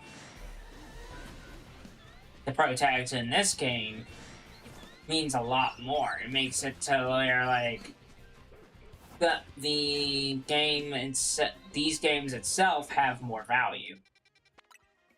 Then that's just a fact. That's just the truth. That's just the truth. It makes it to where, like, the Legends games actually matter the most. Where the Legends games matter is it tells a story. Whether this game is set in the future or not, it tells a story, and it makes you connect with the lore of these games a lot more. For instance, in Legends Arceus, it establishes why the Sinnoh-myths are the way they are. Why do the myths matter so much? Well, it's because these literal gods of space, time, and distortion literally are like gods. People worshipped these Pokemon. Ancient people of Sinnoh worshipped these gods, man.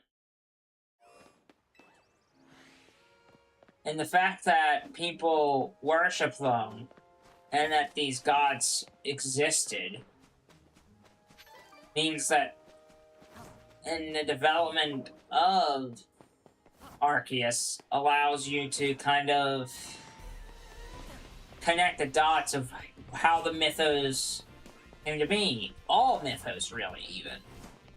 From the myths of the Light Guardians in the formation of the Red Chain to the formation of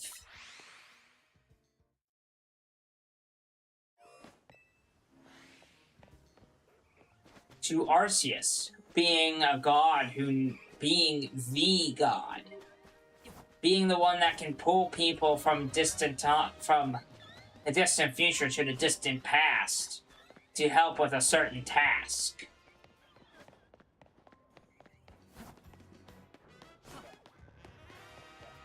Revealing that Arceus has a ton of power, and he is the Lord of Creation and Lord of Power, who also was able to get his team, to get his offspring to do his bidding to form space and time. And then you have a character like Volo twisting the myth twisting myths into a corrupted desire to see Giratina be on top. Which thus creates a dichotomy between that, of him using the player and being a friend to the player to get closer and closer to his ultimate goal, which is fighting Arceus. Because he was of an ancient order who believed in Arceus' origin and the mythos behind him. Because even back then, they had the mythos of creation. Of how this world was created. But yeah, Arceus is one of, if not the most... Legends Arceus has the most to gain from it. And that's why the Sinnoh... Having the Sinnoh games have that much context poured into them makes the Sinnoh games even better.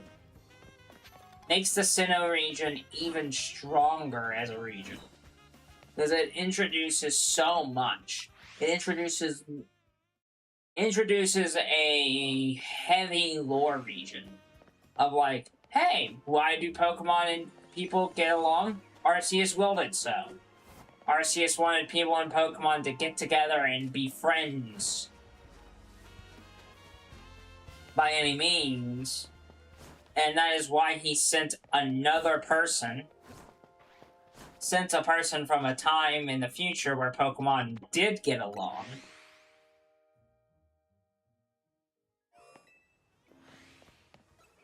Making it even better. So, it's another one of those instances of Pokemon telling heartfelt stories and great dialogue, great decisions on a game front to tell that story. That's why that world is so dangerous and so spooky. And then you have this game, which tells a different kind of story. You're a kid, you're a teen, moving on vacation to go visit Lumiose after hearing that a new redevelopment plan that's going to change Lumiose from being this big city to a place where Pokemon and people can live in harmony forever. And then you find out that, well, while that is the case, there's issues with that. With wild Pokemon appearing means more chances for wild Pokemon to go rogue. And wreak havoc on the city. And with that, that means that you have to take on multiple different threats on all sides. From having to from battling alongside a Mega Evolved Zygarde. Before I get to that, you have all of the stuff with, like, AZ's backstory and Lysander, where you have AZ as a character who is the reason for all of the stuff that happens in Lumiose. He's the reason behind all the bad stuff that happens, because the reason why these rogue Mega Pokemon are starting up is because the ultimate weapon. And because Lysander fired that ultimate weapon, Pokemon are drawn to the source of that power. And the thing that we didn't realize is that underneath the lighthouse, underneath the Prism Tower,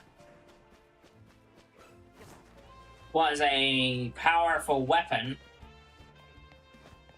Not below, but on top of Prism Tower was a powerful weapon. Another powerful weapon that could cause doom to the region. It could cause massive harm to people and Pokemon alike.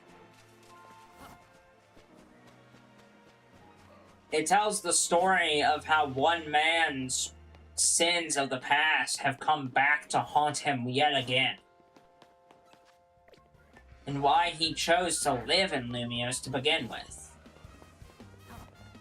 And then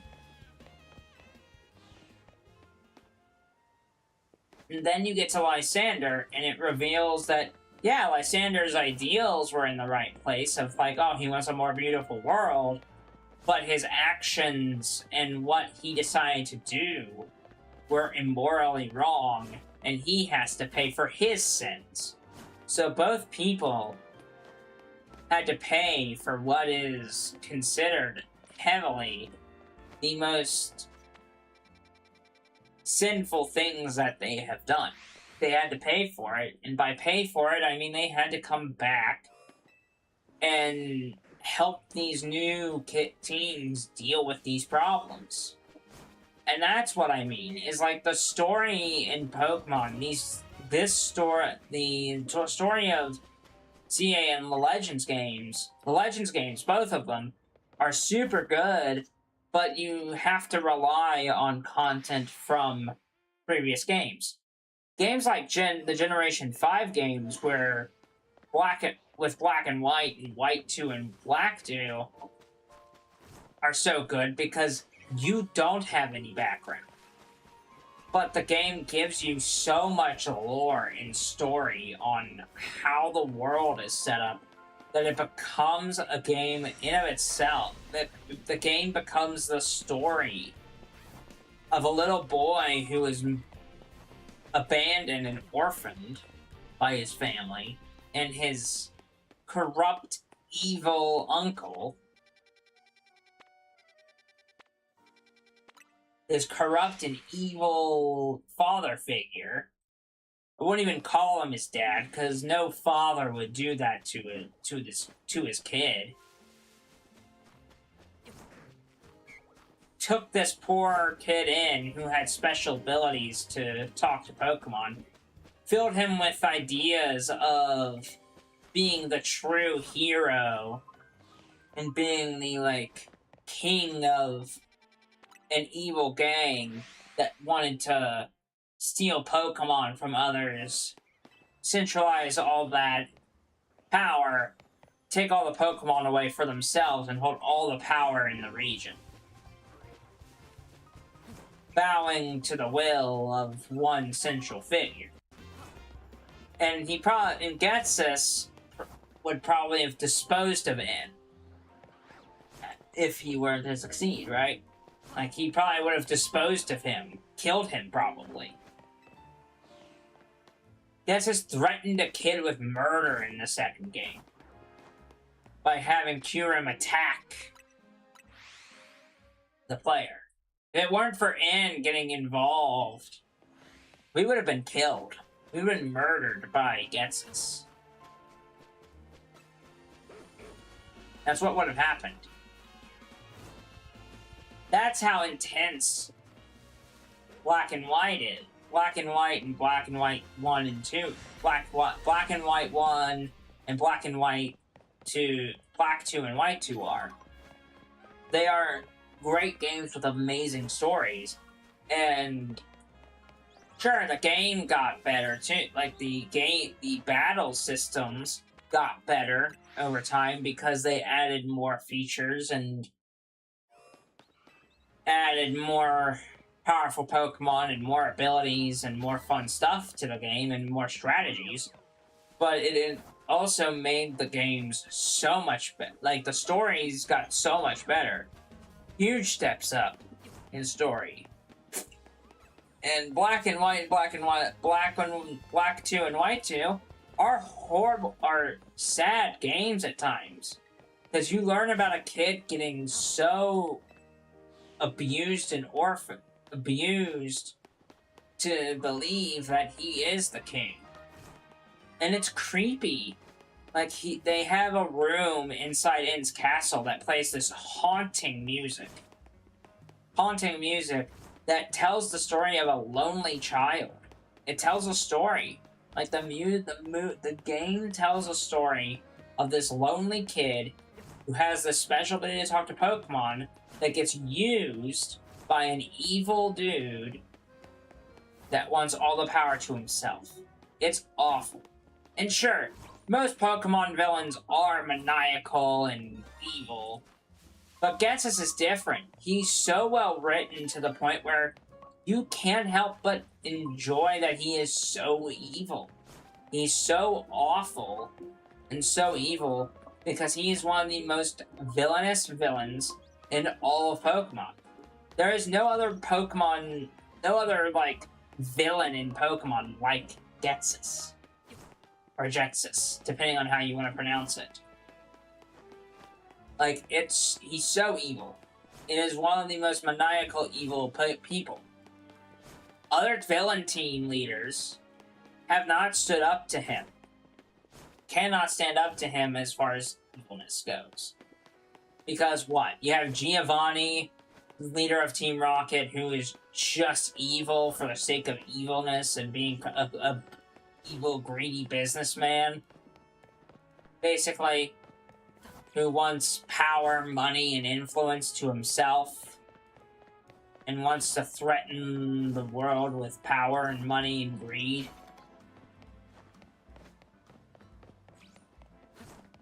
And it was proven wrong that raising Pokemon to be vicious battle machines and kill and threatening people with violence with Pokemon in tow will make you more powerful. There's not a whole lot of plot there. Gen 2, same difference. Not a whole lot of villainous. Like, Team Rocket's evil, but not as evil as others. Like, they're just stealing Pokemon, right? They're just stealing Pokemon for power and wealth. Then you have Generation 3, which those games irritate me as far as the villains' reasons.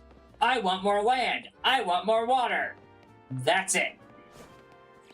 And it's literally it, and they want to have that because they want to rule the world. Okay, that's kind of lame. Then Generation 4, Cyrus. Cyrus is the next evolution of, like, better writing. Cyrus has all of the stuff of, like, I am a nihilist, and I want the world to myself, and I want this world to be perfect. And in so doing so, I want to erase this world and create a new world by doing the myth of how Sinnoh was created. So, like... And he almost succeeds, but again... The idea behind what Sinnoh was trying to tell us is that the world is perfect as is. Same with Gen 3. Gen 3 is telling us that without balance in nature, the world falls apart. You can't have more land because half the world almost the entire world lives off of water. Meaning that water is essential to living. And then you have Generation 6, and then having so much water means that there's nowhere to live, meaning that everything gets oversaturated, and we still die. So, regardless, the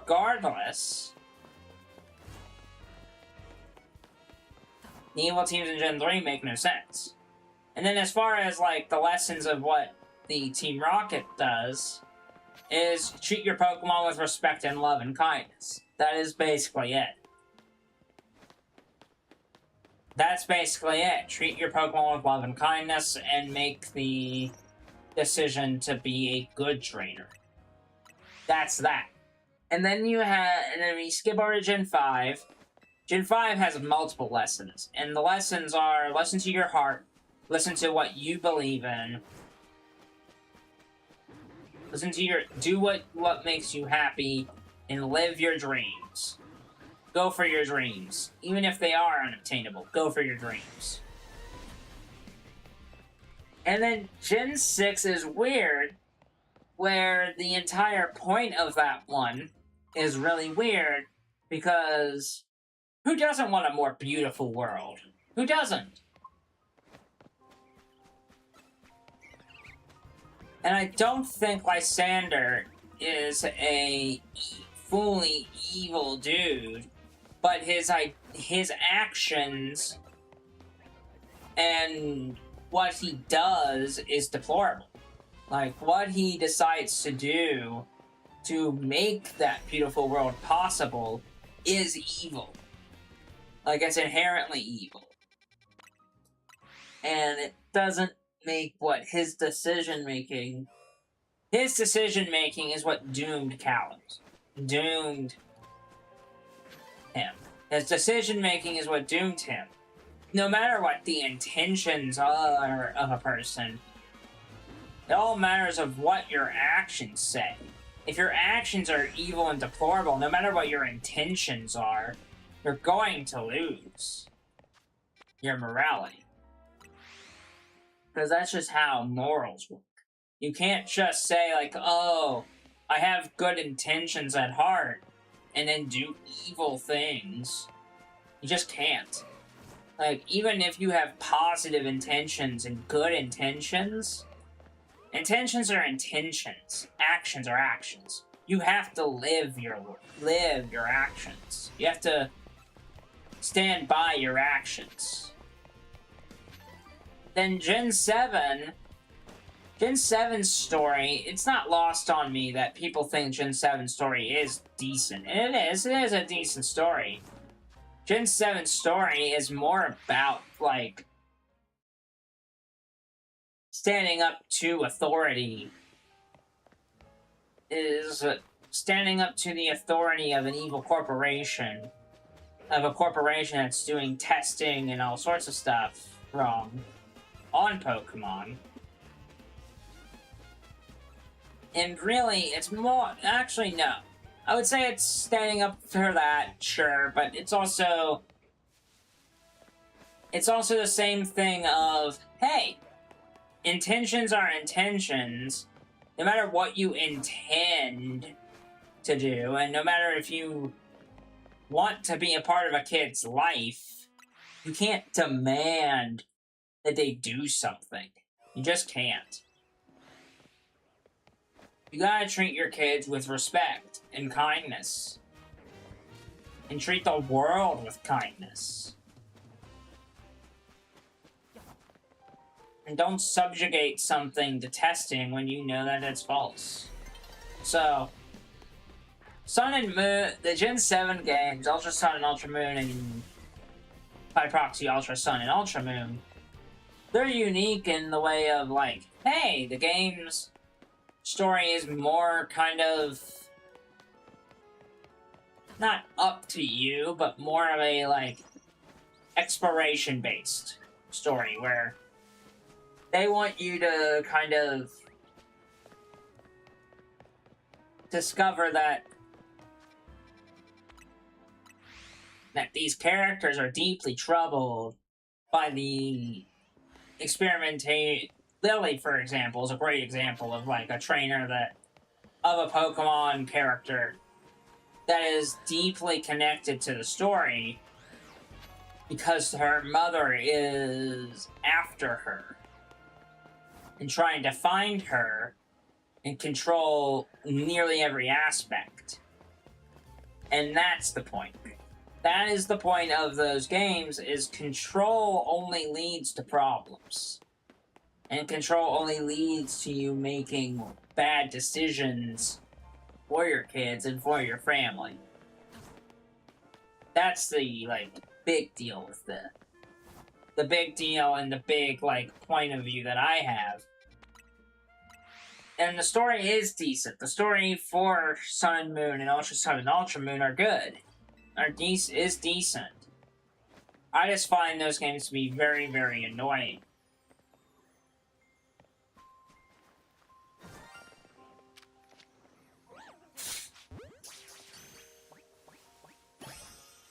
That's a shiny! And that's a shiny. And that's a shiny Gardevoir. I already have one of these. Like, I even have a Gallade somewhere. I think it might be in the stash of Champions Pokemon. But yeah, no. That is the entirety of that, right? And then in Gen 8, Gen 8 is interesting, where Sword and Shield's biggest mistakes, the biggest mistakes that Sword and Shield make, is telling a very bare-bones story. Because all it is the gym trial story. It's a trainer going throughout the world of Galar, of the Galar region, learning about the darkest day that is easily preventable. The darkest day and how one day, years in the past, in Galar, there were bunches of huge Pokemon roaming around because all the energy got sucked into them. And that it was only stopped by Zacian and Zamazenta, by two heroes. And those two heroes were Zacian and Zamazenta, not two humans. The story was a lie. The main myth was a lie. That was the main, like, legendary lore, but that was it felt like a side plot. It didn't feel like we were learning about the Pokemon themselves. It didn't feel like we were learning about, like, big-time lore reveals of, like, why Pokemon and people were working together, like in the Legends Arceus. And it didn't feel like we were learning about the pathways to... or whatever. It didn't feel like we were learning a big-time thing, you know? It felt like we were doing so little to be involved. Like, it didn't feel like we were learning a lot. And it didn't feel like the story made the legendary Pokemon, Zacian and Zamazenta, really all that important. Especially Eternatus. Eternatus is super cool looking, but why oh why is it the most boring designed Pokemon of all time? Like, it's super boring. Like, it's a not a boring design, but a boring backstory. It's just a creature born of Gigantamax energy that sought to bring destruction that we had to bring down. And then you have the entire story hinging on that fact. And then you have, like... then the main plot, again, is a trainer going and doing all these gym challenges and then taking on the unbeatable champion of... the unbeatable champion of Leon. And the problem with, like... the problem with, like, the entire story is the predictable betrayal of Chairman Rose. But the fact that Chairman Rose does the most brain-dead decision probably ever of, like, oh yeah, I'm gonna make sure the darkest day happens because I don't want the, I don't want to lose our electronical power. Makes no sense. It's so bafflingly bad and nonsensical because it just means that the story has, like it makes the story so stupid. It's stupid. Because, like, you're looking at it and you're like, oh, here's this, like, the chairman wants to make sure that Galar doesn't lose power ever and everything. And in order for that to happen, he's going to cause a cataclysmic event that nearly doomed all of Galar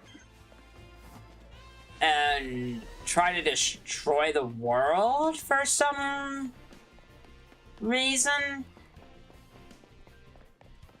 that threatens to destroy the world. Like, it doesn't make any sense at all.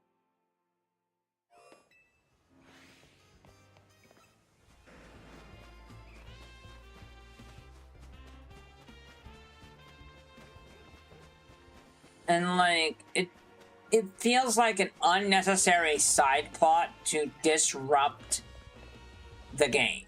Like, to disrupt the entire pathway of getting to the champion battle, which is exactly what you want to do.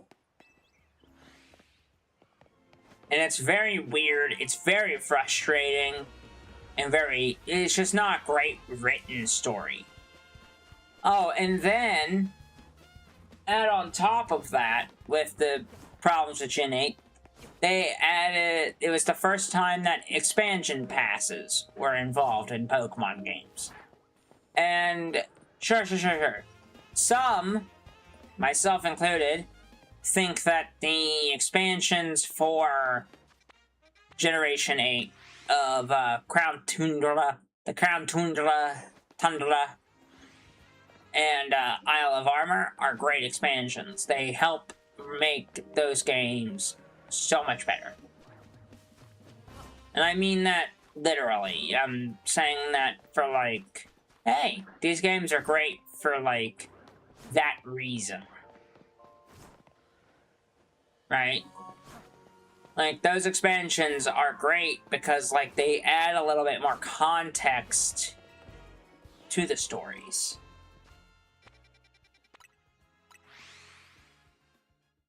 Of, like, oh, there's a minor league to the gym leaders and stuff. But that doesn't mean that they're great. Right? Like, that means nothing.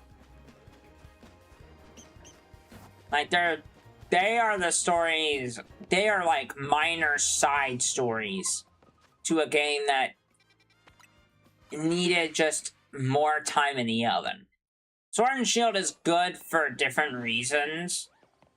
Sword and Shield are good because of the content that is in the game. I think the content is crazy. The amount of content in there, anyway, is crazy to me. I think that it is the most content-rich modern Pokemon game, because there's, like, all the stuff in the game of the gym trials and everything, the battle layers, and then Dynamax Raid layer. The Dynamax Raid adventure in the Crown Tundra is so good, and it allows you to get shinies very quickly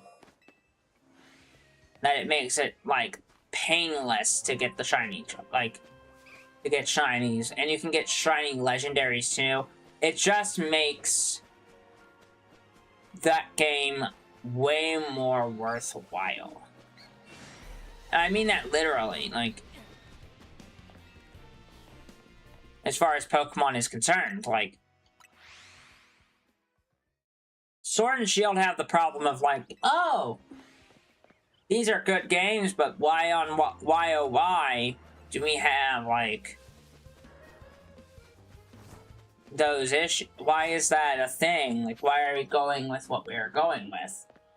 And the answer is, I don't know. I don't understand, nor do I get why they went the direction that they went.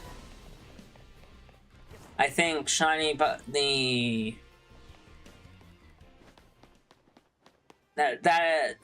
puzzles me with Sword and Shield, because, like, the direction of the story makes no sense, but the game itself is really good. Like, Sword and Shield is the most criminally, like, it's one of the most underrated, like, Pokemon games in terms of content, but it's the worst Pokemon game in terms of, like, story. And we're not even talking about the Dex thing. I think the Dex problem is no longer a thing.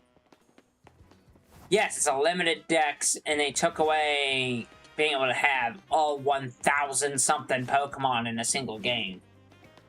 That doesn't bother me. That means that you can have more original teams. That's another shiny fletchling.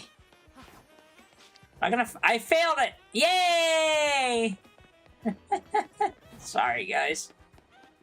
I know that's me being funny.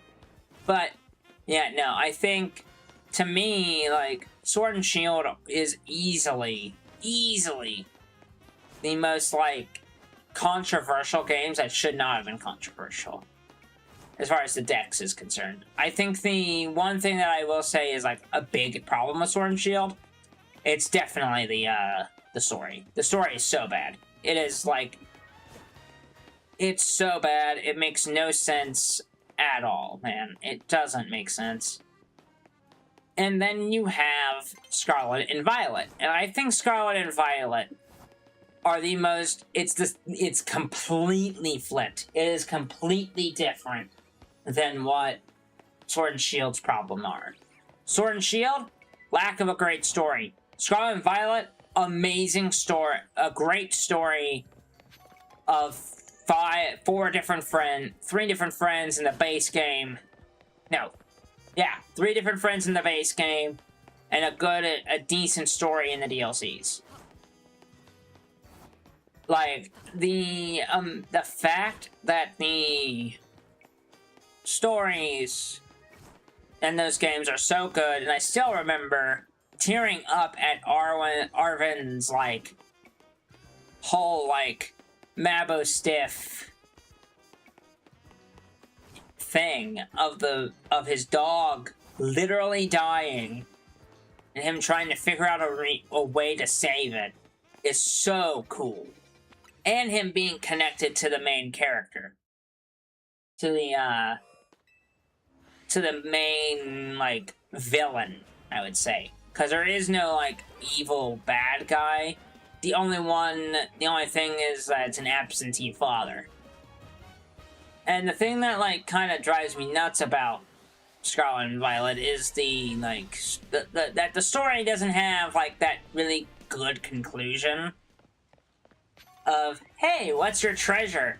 And the reason that it's open-ended is it's up to the player to decide, hey, what's the treasure in this game? And the treasure in that game is, hey, the friends you made along the way.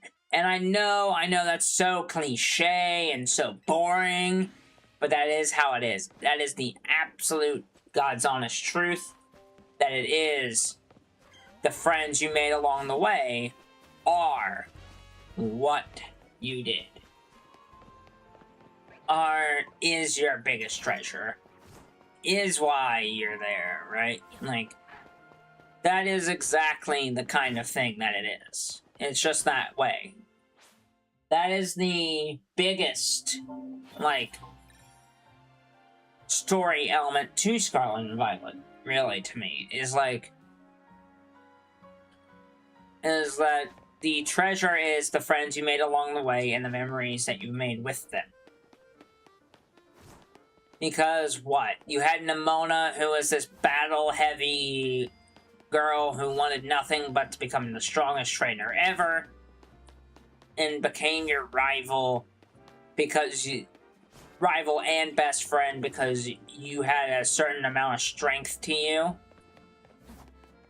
Makes all the sense in the world, right? It makes it to where, yeah, you're a trainer and you're battling. You're a trainer and you're a strong trainer at that, and you're a rookie trainer. But she felt like she had to lead you around to help you become stronger, and then she battles you a couple times, you beat her, which doesn't normally happen to her, and then as time goes along, she challenges you to a battle, and you beat her, and it's super cool. It's super neat. You do all this stuff, you beat the Elite Four and Champion battle, the Elite Four and Champion, and it's super neat. It's awesome. And then you have Penny, a girl that took a bunch of outcasts that were bullied relentlessly and became this team to help have these kids that are bullied have a place, but they eventually saw themselves become the bullies. Which is not good. That's not cool. That's not fun. And so they stopped going to school and stopped being around a lot. And then finally, turns out that the leader, Penny, all she wants is to have a friend. All she wants is someone to kind of be her friend. And that's what you do. That's what you offer to her.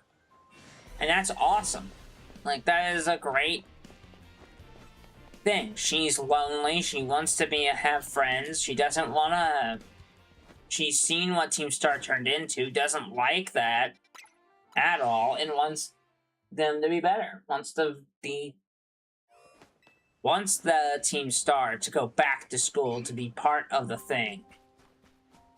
But super, super cool.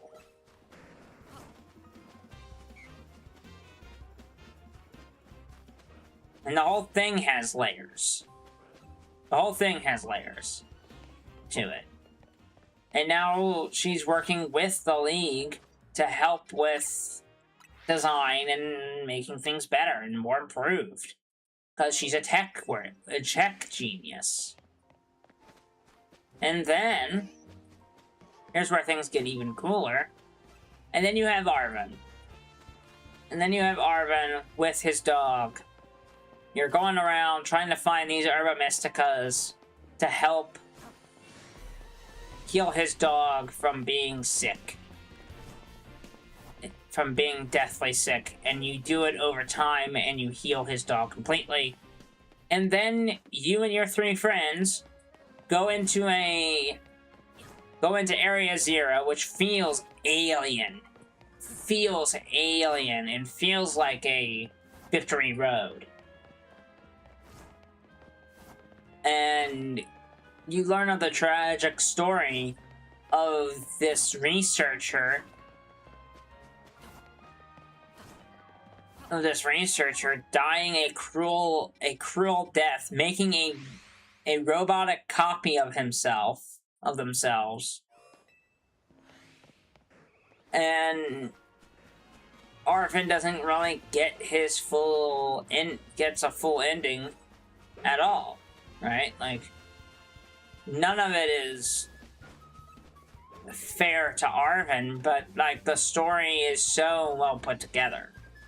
Like, the story of Scarlet and Violet is so well put together. But you know what the problem with Scarlet and Violet is? It's what they did to it at launch. They rushed the game out. They pushed the console. They tried to push this heavy visual upgrade on it and made the most glitchy, buggy visual mess that they ever made. Did I experience a lot of the visual bugs and glitches? No. I actually didn't experience a ton of problematic visual gaffes and breaks, right? I didn't really experience any of that. What I experienced was a decent game. It was a decent game with some pretty bad visual bugs. That's what I experienced. But Scarlet and Violet are games that definitely had their visual issues, man. They had visual problems. But alright. We are gonna do one more loop around. But that's pretty much me breaking down all of the stories in this little live stream.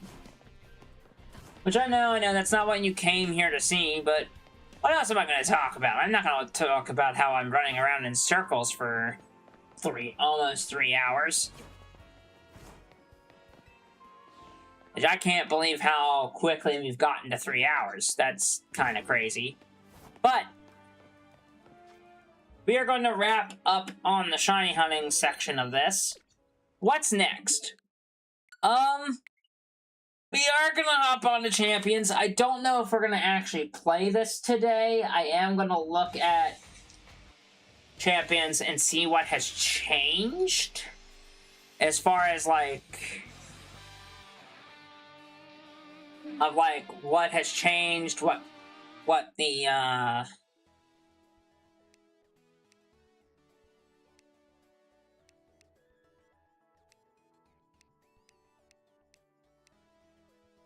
let's take a look at this.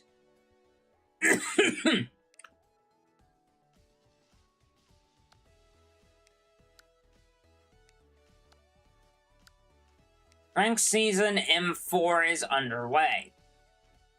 That goes till August 5th of this year. Let's take a look at the eligible Pokemon. So, we have some of the same Pokemon that we saw the last time. Blaziken, Sceptile. I'm seeing some newbies in here. Still no legendaries. Okay. Still no legendaries, but some of the same Pokemon as always. So nothing's really super duper changed at all. So let's hop into the box and remind myself of what I have going on in here. I see. Yeah, no, some of my shinies are in here, not on other games. Yeah, no, some of the shiny Pokemon have been moved around a little bit to be in here instead of being in the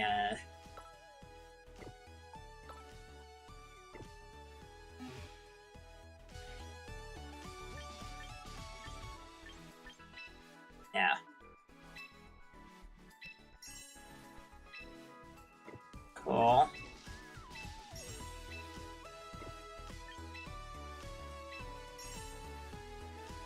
Cool, we got another Raichu. That's fun. But, yeah, no, that's pretty much it for that. Let's see if I can,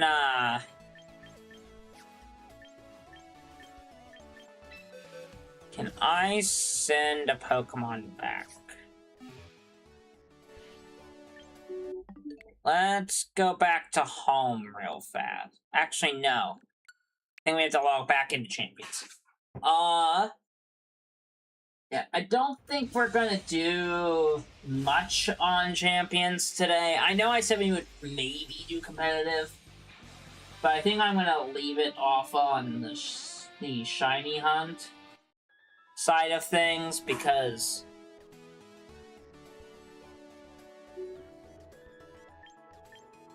I think we're gonna leave it off on the Shiny Hunting side of things.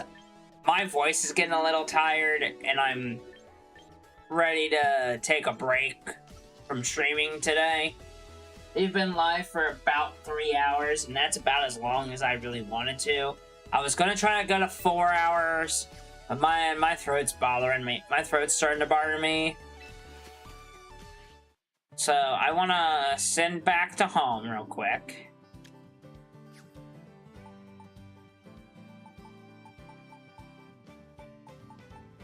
Because I wanna... Let's send Dara back.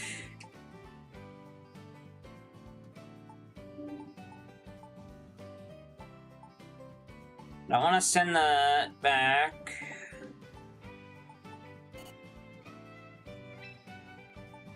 Okay, I can't send that one back, but I can send Delayed back. Yeah, that's what we'll do. We're gonna send these two back so I can... Alright, there we go. Let's get back. Let's log into home so I can do some things. It doesn't look... I didn't see Kangaskhan in the thing, did you? I don't think I saw Kangaskhan in the eligible options.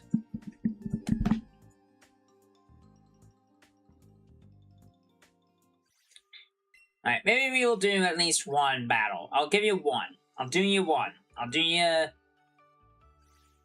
one. Because, yeah, we have a bunch of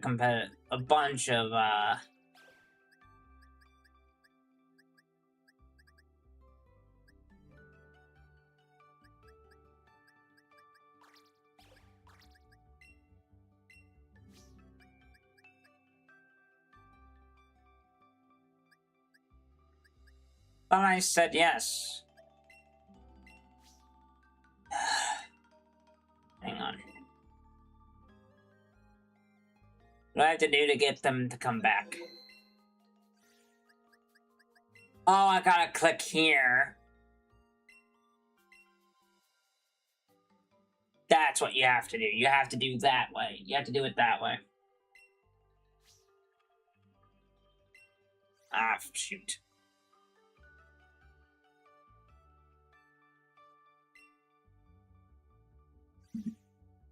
But yeah, no. That's how it works. Okay.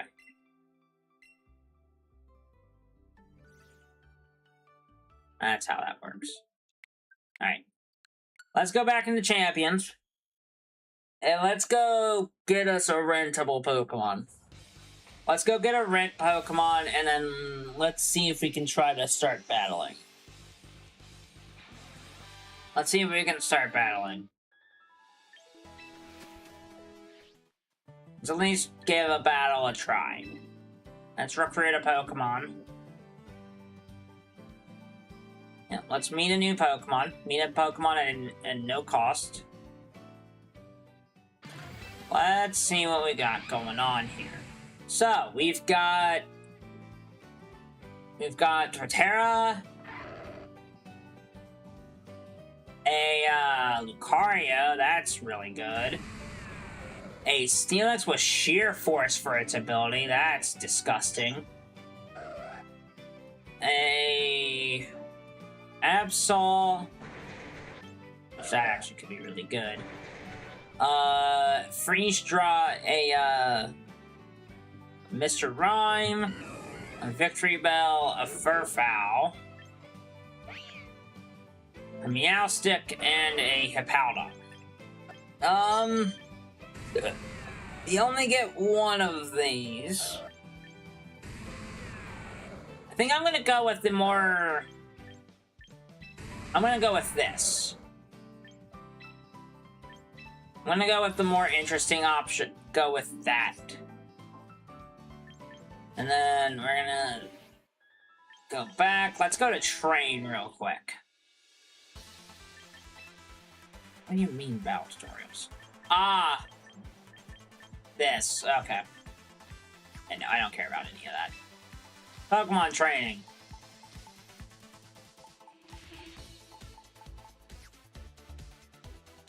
Let's look at my team.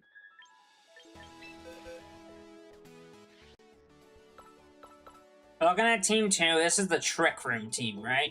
Yes, it is. I think Steelix would be really good at...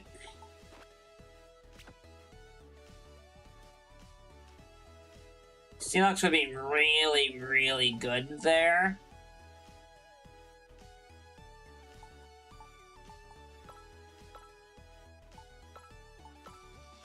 Yeah, I like that. I like that a lot. Alright. Let's go into battle. Let's go into battle. We're gonna do at least one battle. I will give you one battle. We'll see how this goes.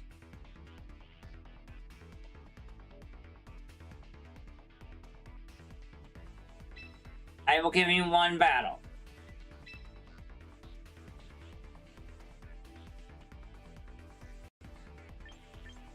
Okay? I'm gonna give you one battle. I'm not gonna do more than one. We're just gonna go with one. Cancel. Cancel. I said cancel! Oh, shoot. Alright, well. Alright.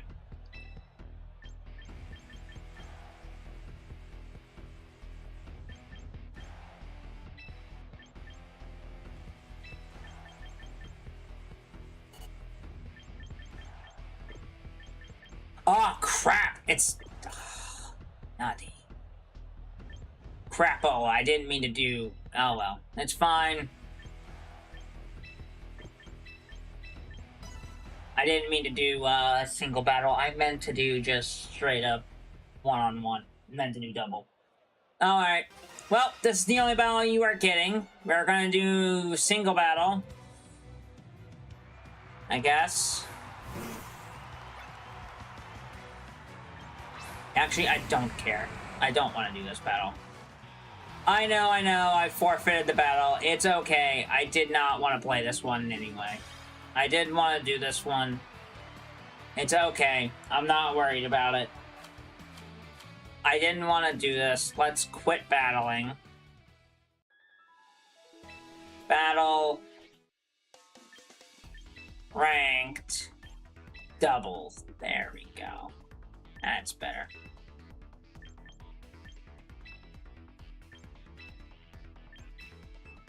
There we go. That's better. Let's do at least one battle. We're gonna do one battle and double battles. Don't expect me to do well. We are gonna try our best here.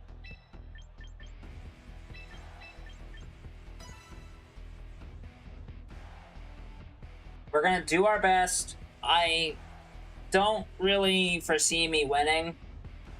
I really don't, because this is gonna be very interesting. So, we'll see. We'll see how we do, but it's just gonna depend on how we do here. Alright, so we already have a bit of a interesting conundrum appearing.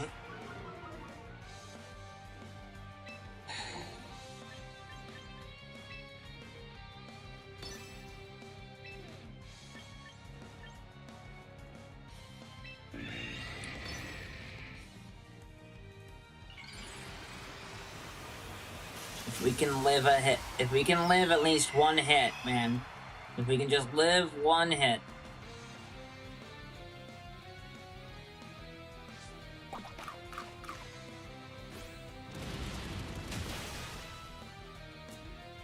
Beautiful. Beautiful job, Celix. Beautiful job.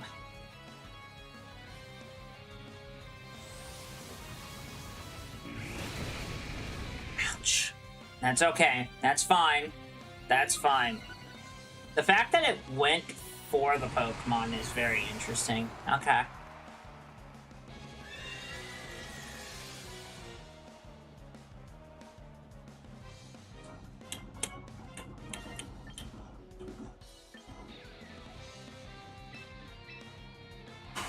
Snorlax is probably our best option here.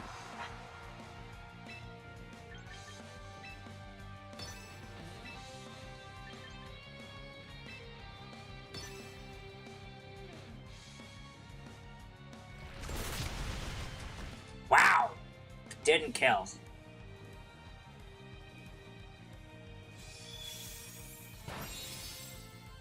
Nice! Nice. You know what? I'll take that. I'll take that. I'll take that. That's not bad. I'll take that. This is gonna hurt. That's gonna suck. Yep. Yep. I hate Staraptor, man. I hate Staraptor. Does it have a nasty ability? I'm noticing something that's kind of oh, that's unfortunate. That's just sucky. That sucks. Oh well. Yeah, this is doomed. This is doomed.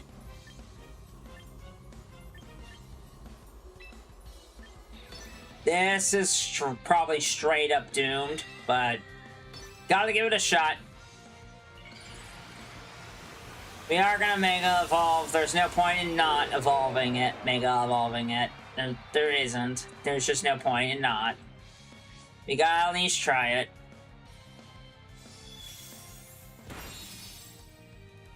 Oh, that's at least something. We took the Staraptor off the field. That's good. And we got rid of the Swampert.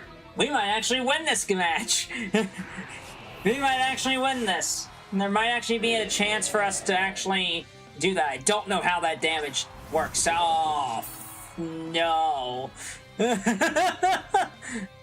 Okay, I got an idea. Do I Flare Blitz here or close combat? Close combat. We do close combat, duh. We're gonna protect like nobody's business. Because that King Gambit, if it has what I think it has, that thing's gonna hurt.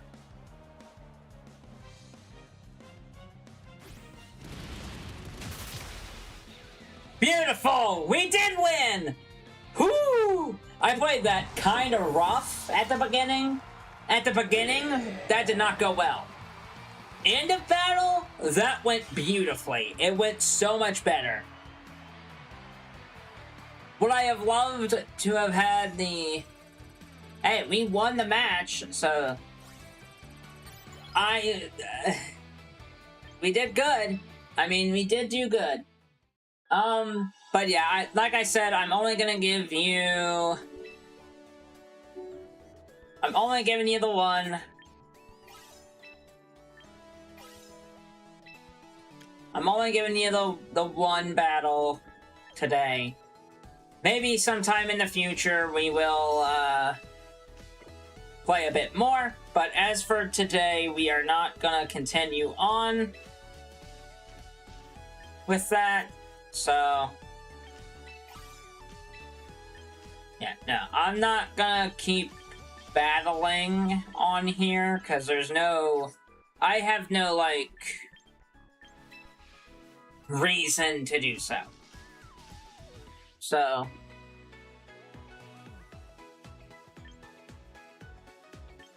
so, let's go into here real quick. I want to show this off. Do not do this. It's just not worth it. If you're gonna do anything on this game, just get the battle passes. They're only $10.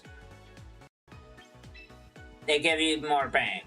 But I see something that I'm buying immediately. I'm buying that Life Orb. The Life Orb is awesome. The Life Orb is super, super good. We're gonna skip the rest of this. Gonna buy the heat rock.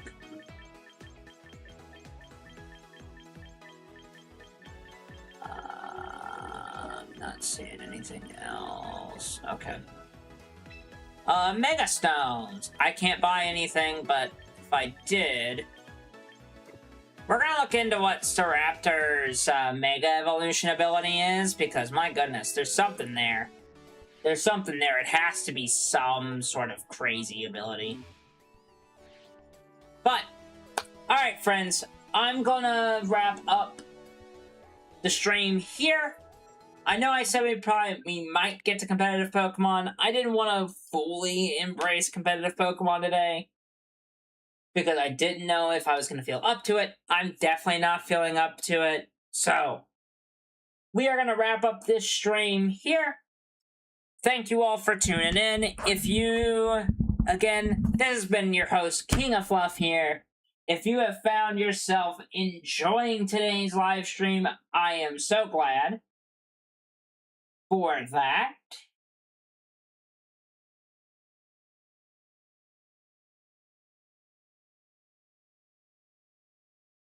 So, that is a thing.